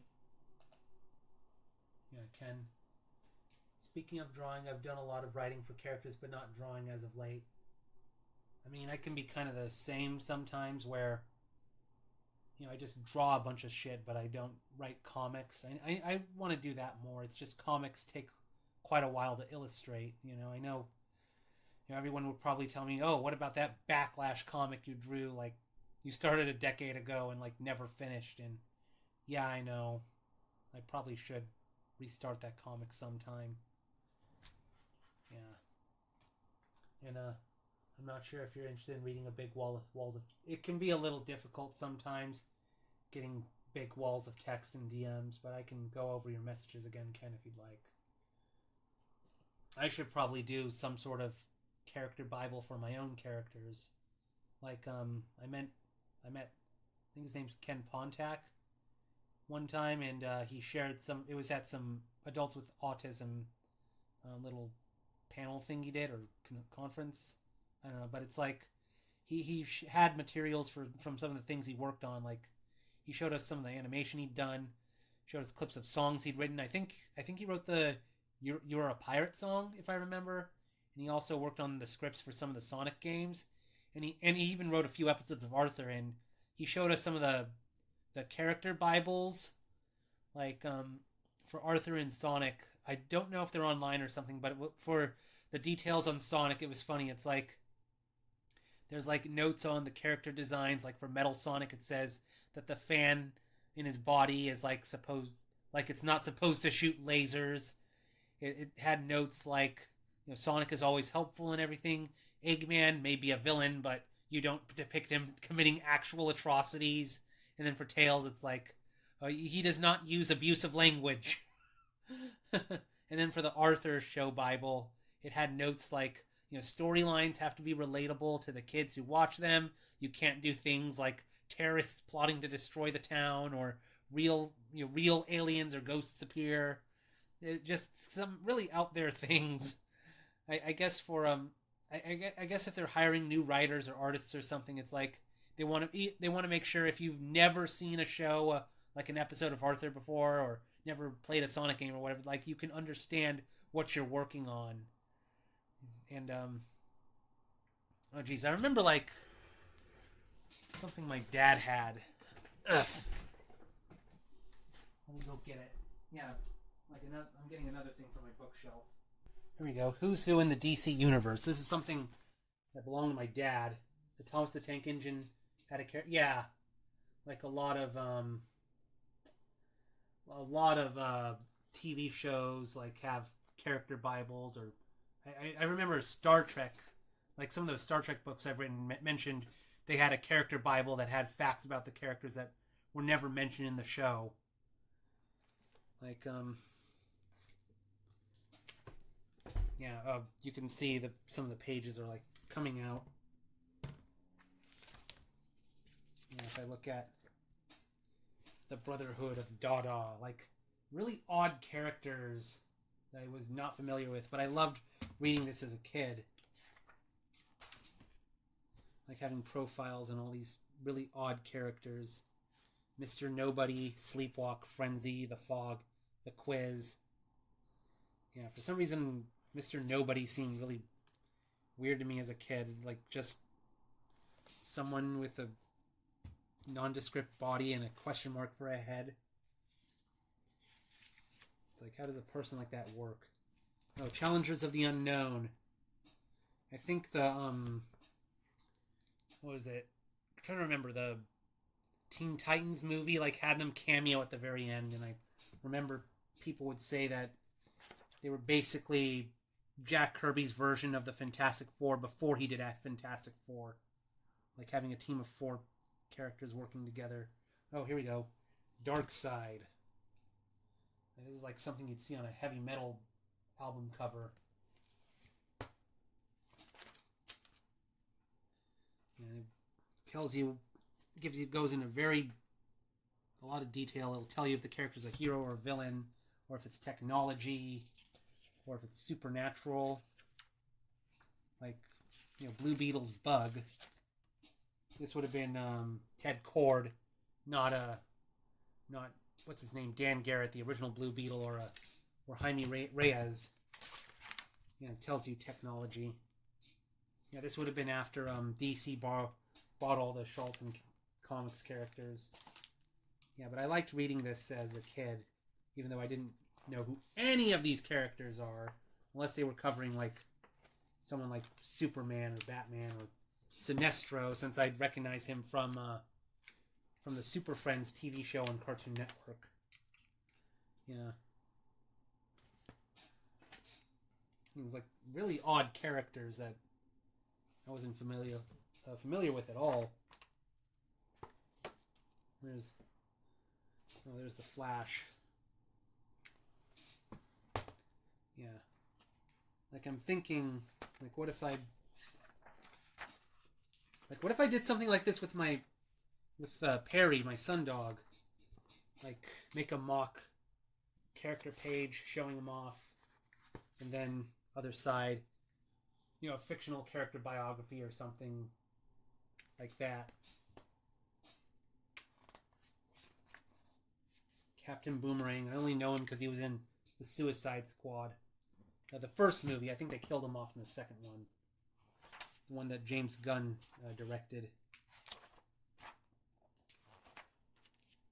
Yeah. Like do something like this for Perry and maybe my other characters as well.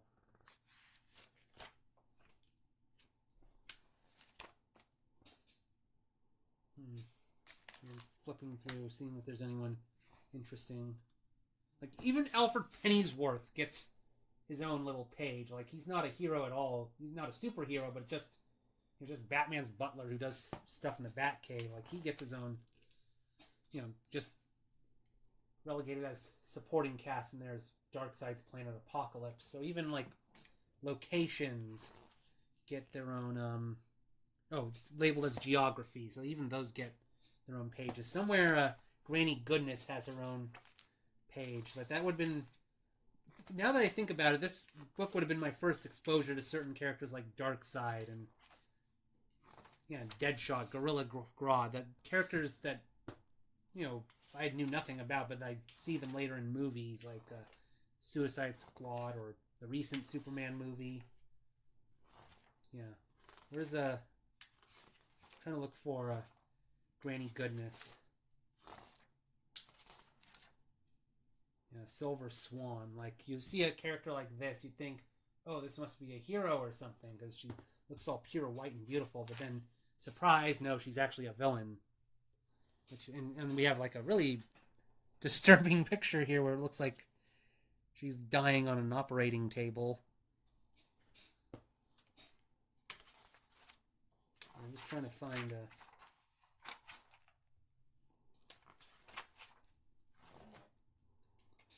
let's see. Well, I can use the table of contents here. See if Granny Goodness is there. Oh, yep, this is the one where she appears. So, G. There's Blue Beetle himself, Ted Cord. You know, the cheetah. I wonder how many furries like cheetah.